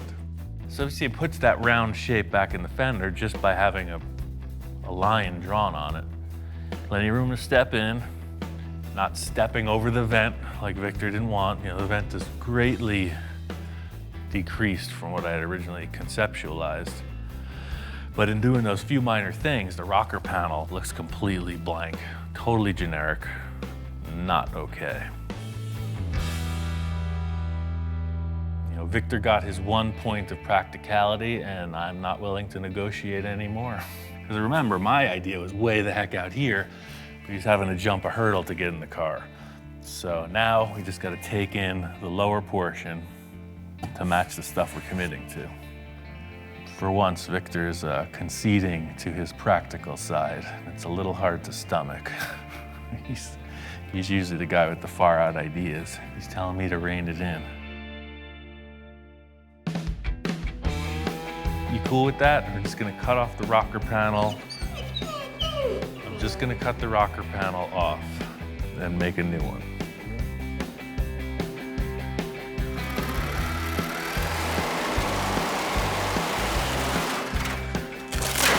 Crazy thing is that almost works as a vent, as an open area. For this rocker panel, I've got a brand new old idea. We're gonna use another piece of the sterling. Oh, look at that. The concept of this sterling rocker panel is actually really cool, and putting it on the car, you know, it almost works. Nothing fancy here, simple water pipe. You get it at every home supply store. But we're gonna make a supercar out of it. The Sterling panel is a really curvy thing. You know, it looks like a dune buggy on the bottom. It's very swoopy, so the PVC will offer a very straight shot from the front to the rear tire. Getting this bottom line established, it's looking good, but the area towards the rear tire where the vent is just doesn't look right. I think I'm just gonna delete that end part of the rocker panel where it becomes a vent. Just let the concave surface speak for itself. Now I'm really curious to see what Victor's thinking about. He's throwing me a curveball. I'm not doing what he's asking for. I just hope he likes it.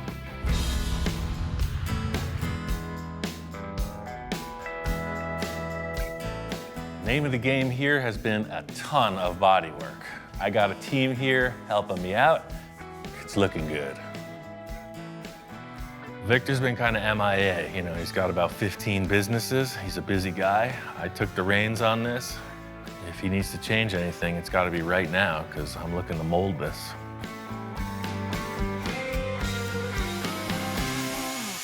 Wow. Ian. Wow, dude, come on. Long time no see, compadre. You don't sleep? I've only been gone a few days, not months. I got assistants, man. We got a crew doing the night shift. That's how this happens. I'm just trying to absorb, excuse me, I'm like overwhelmed right now with like figuring out what the heck you did here. Victor comes in and he's kind of speechless. And maybe in a good way. Man, I love the rocker panel because it's not straight, it's coming here and then bulging out with the white tires I got for this thing. And then he starts elaborating on dimension and flow and proportion and all that. You know you're on the right path.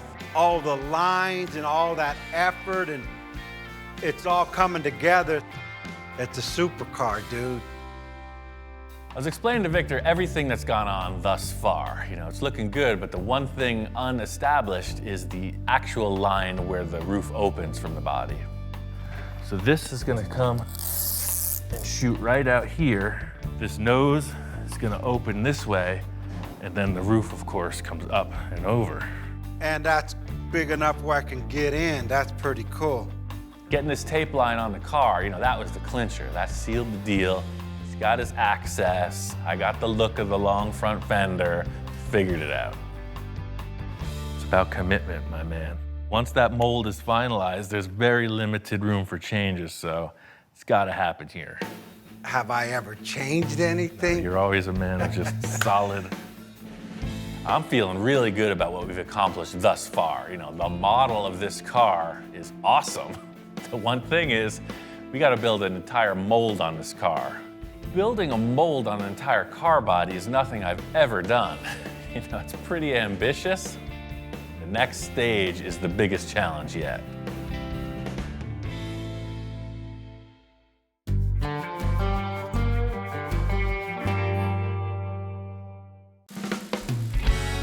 We are moving along with this build. Because we're gonna make a mold of the entire car in the end, it's been kind of an unusual process. It's allowed us to use a lot of different pieces from different cars. Some good, some not so good. But at the end of the day, I gotta make it work with the design we're going for. That's my favorite thing about customizing, is that you take something that exists and you make it your own. It's definitely a challenge. Front end of this car is pretty much redefined. I really like the concept with the fenders we're using so far. The challenge was getting it to match this new Lamborghini style nose. The crazy thing is I think I got away with this. Putting the Lamborghini nose on here was a real hard mend with this contour, but by using these lenses, it really helped this flow right down into the steep angle of the nose. It's pretty cool, huh? Because you can see now, just another clay model representation. It's probably the headlights. If you see the lenses, then you'll understand. These plastic lenses, they really helped me create this symmetry because I have definite mounting points and angles to contour the fenders off of. So the reason I wanted to use these was because this curvature here, you can see it gives the fender a reason to flow right down into that steep angle from the other nose piece. You could go any direction with the headlight choice, you know, something super expensive, maybe even Lamborghini headlights. I went to the local scrapyard, looked around, and found something I could modify to work. The thing I saw firstly was this cool shape. I don't know how to describe it, but what I like most, it's got a really modern projector-style headlight bulb in there, and we could modify anything inside this housing. I don't know how Victor's gonna feel, but to me, look at this. This is a really unique looking lizard-faced car. It's pretty awesome.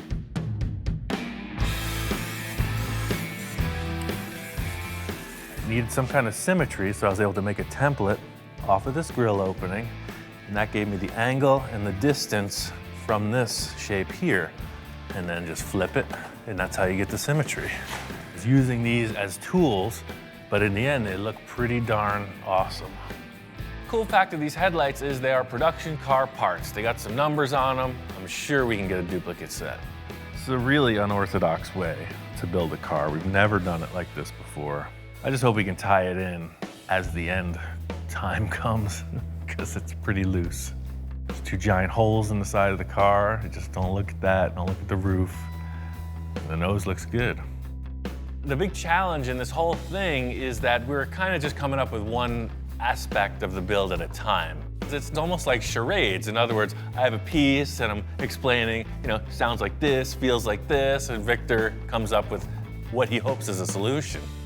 Or versa versa. Victor brings in some stuff and I gotta figure out how to put it together. This nose piece is completely void of any grill or insert. You know, I'm working on the headlights, the upper side of it.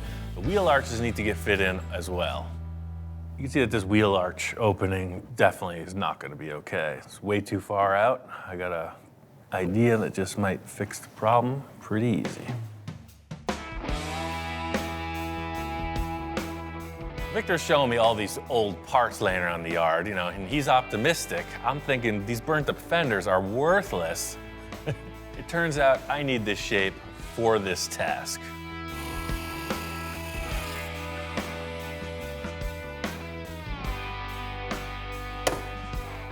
I got your fender arch right here. Anything goes in this mold process. All we need to do is create a shape. It could be foil back there, t-shirts, newspapers. As long as the surface looks nice, we can mold on it. This nose is really coming together. Victor's coming in. We gotta design this grill opening because that is gonna make or break the look of the car.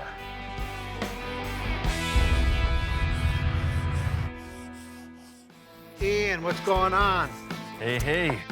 These occasional visits by Victor is kind of like the shop manager coming in and checking on the employee's progress. I think it's essential that he's here during the whole thing. Wow, what a difference. That's amazing. You blended in that Lamborghini front end like perfectly.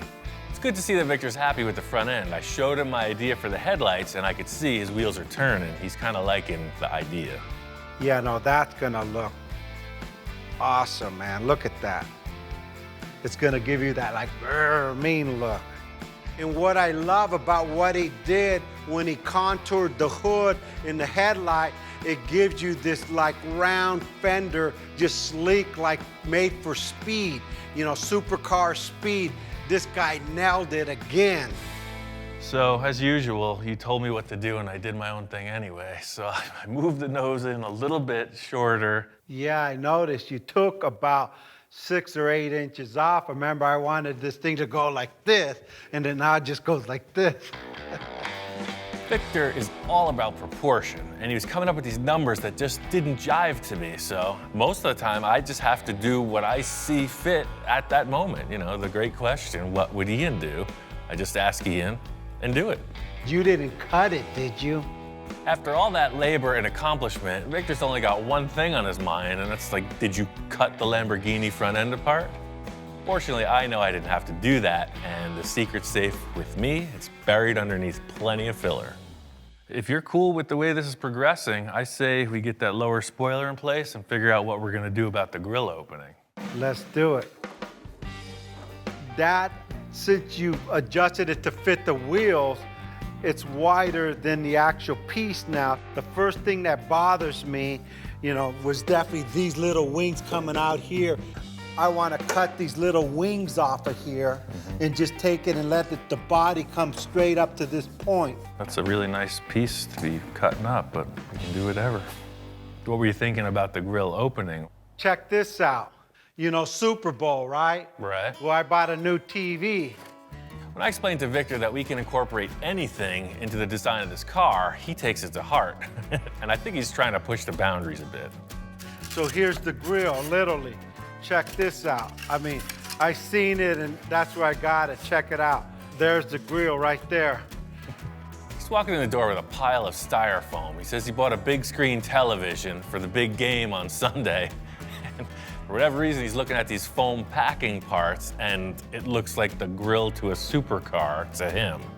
Ian's looking at it like, you know, scratching his head like this dude's out of it. Starting to get a little bit loose, man. You're throwing everything at this. First the TV, next the kitchen sink. What do you think? As Victor's giving me a sales pitch, I'm starting to respond a bit. I mean, yeah, it does have an interesting look. You put them together, it makes like a V shape that could be a grill. You can shape foam really easily. Okay, I think we can work with this. I see what you're saying. Look at this vent you get in here. I think if we just get this and just curve it a little, so now it's curved, just like everything we got curved. Sure, we got a few straight lines, but I just take the sharpness off, so it's just a little, you know, curve to it all the way around. You know, my job is to like give the basic concept and idea. Ian's job is to make it work and make it look good, because some of the stuff I come up with could be, you know, looked at kind of interesting, to say the least. You're not down with using the TV packing for the sports car?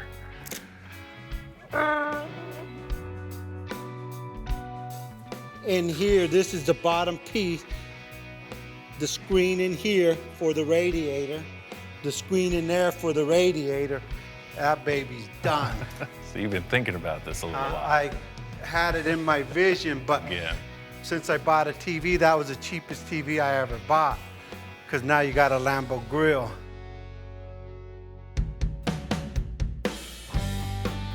Critical factor in how this grill bar is going to work out is the bottom opening of the chin spoiler area. You know, Victor doesn't want to cut apart his Lamborghini stuff. I told him it would be super easy to make a replica of that in fiberglass and attach it to the car. Well, no, we haven't done anything weirder than this yet, but it seems like it's progressing fine. When you brought in the foam, the first thing I was thinking was, well, yeah, we just make a mold on that and we could lay it up in fiberglass or carbon fiber or whatever. But I could also make it out of aluminum to match the rear section. And metal, that's your specialty, man. You've mastered that art. That's what Ian's specialty is, metal. So I'm glad, you know, instead of playing with all this foam and fiberglass and this stuff, he's finally be able to use his strength in doing his fabrication. I think the extra effort's gonna be worth it. This is kind of like the jewel on the front of the car. I know I can pull it off, I just gotta make it happen. This concept Victor and I are coming up with, the foam model, is a loose interpretation. You know, my idea, making this out of aluminum, I'm gonna modify the shape just a bit, and that's really gonna set the whole design off. I think this is gonna have to be made out of 1, 2, 3, 4 pieces per side. Always thinking ahead on how we're gonna wrap the entire project together. By building this front grille out of aluminum, it ties in with the rear exhaust fin thing I created, so I think the aluminum will be a design aspect through the entire project. Victor was saying that this ridge here is gonna be a keeper, so I'm gonna try to mimic that in the aluminum. The idea is this is gonna be a hollow part, so I'm tracing it around the foam and starting to form each piece independently. Yeah. So you can see, when I cut that line, you got a nice ridge that matches the nose. The biggest challenge in this whole thing is I have to envision where I'm going without a sketch, only a discussion on every aspect of this project. In the end, you need a whole car that matches, so each part has to blend in somehow. These guys taper, but this is a straight shot, so I'm gonna join them right at that bend. So this is gonna be a little bit thicker because there's gonna be a lot of welding trying to keep this thing in shape. I think that this will help. I'm gonna cut 2 6-inch strips and just fold them.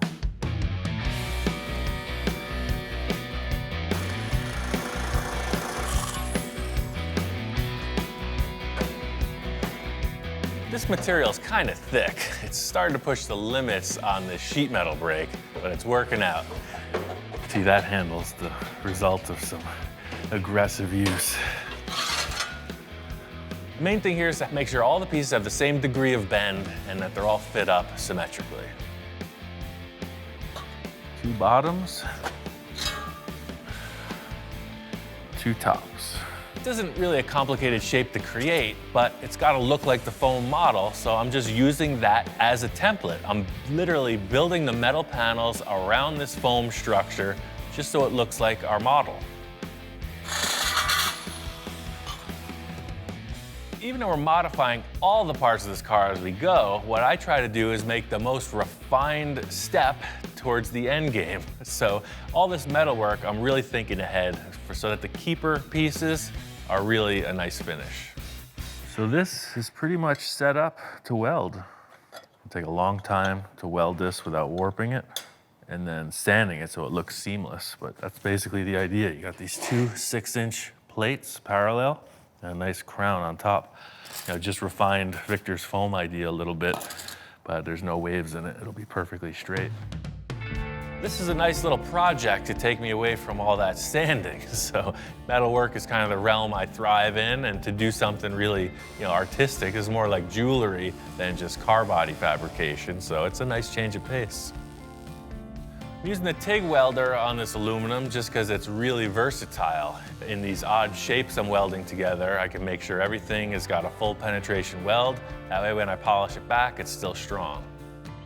The whole idea here is just keeping it light as possible.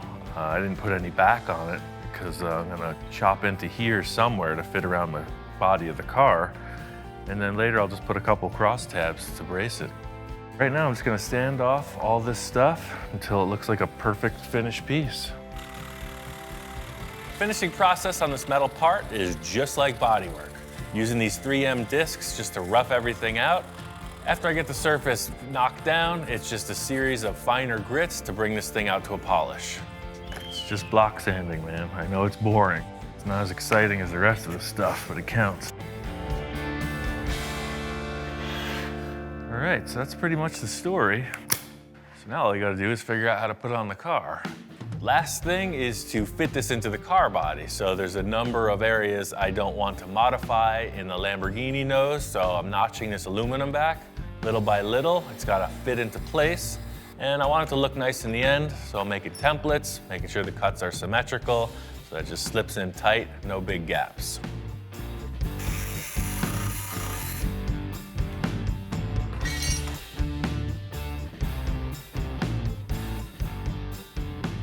The whole thing is this face here is going way too far forward. Part of what the remedy might be is to pie cut it. Came up with this idea to pie cut the V just so it fits in a little bit better. It's kind of risky to do at this point because I'm working right through the old weld joint. There's nothing to support it or really gauge the shape. Another trial and error thing. We'll see if it works out. Okay, that looks like it's doable. There's only this little piece of metal holding the whole thing together, so I gotta get that onto the table and weld it secure. Just gonna match these, weld them, and then we can set them in the car and join them. Pie cut worked out okay. Welded it back together, finished it off. I really want to get this in the car and see how it looks.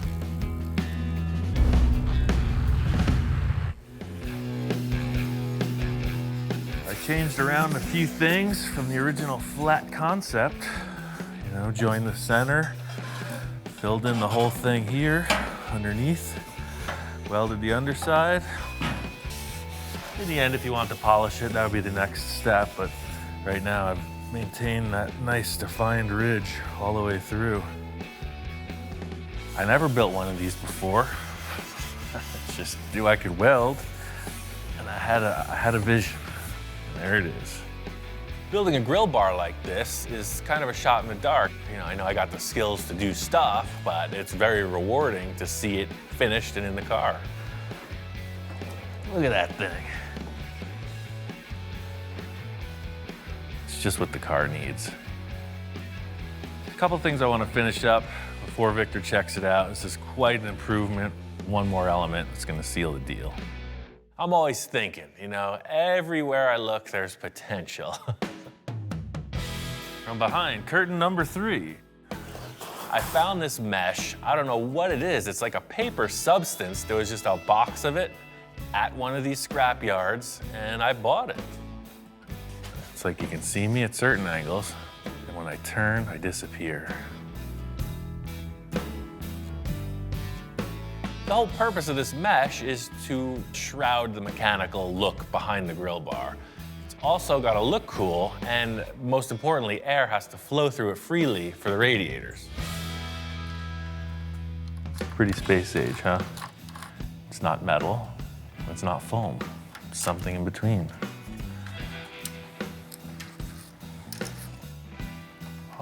Always with that. Need some space.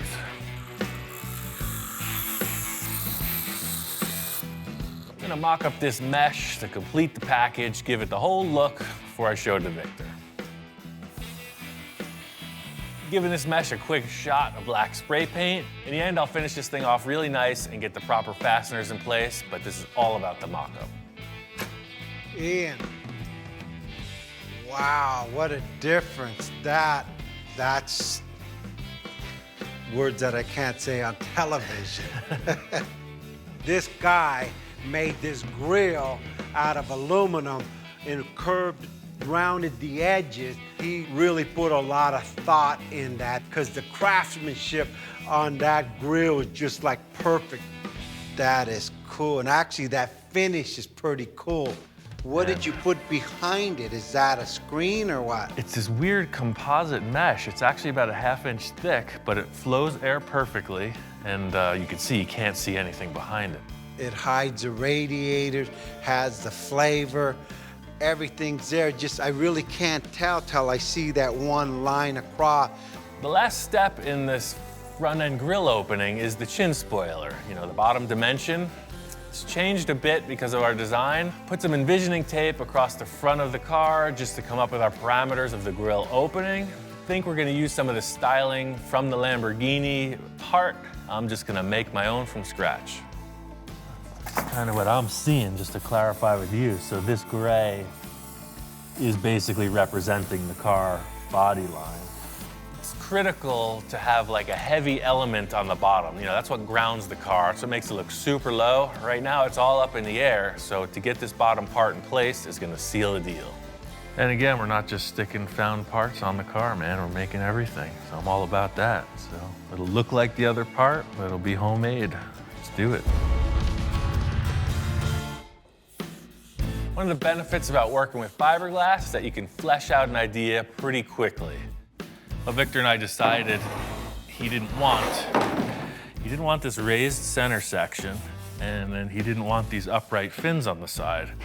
So you can see what you get in the end. It's almost a perfect match. If he doesn't like it, we'll just do another one. Finishing touches are just to paint it gray, make it look like the rest of the car. You know, that's the neutral tone. Fortunately, this fiberglass nose Victor brought in has holes that was the same way that the original car was put together. They just bolt up. Done deal. Yeah, so now you really get that look. The whole thing with this design is it needs that bottom. Otherwise, it just looks like a suspension bridge, you know, it's just two legs. That bottom makes the two air vents completely apparent. One of the last things to do will be fitting the outside edges of the chin spoiler to the final contour of the fender.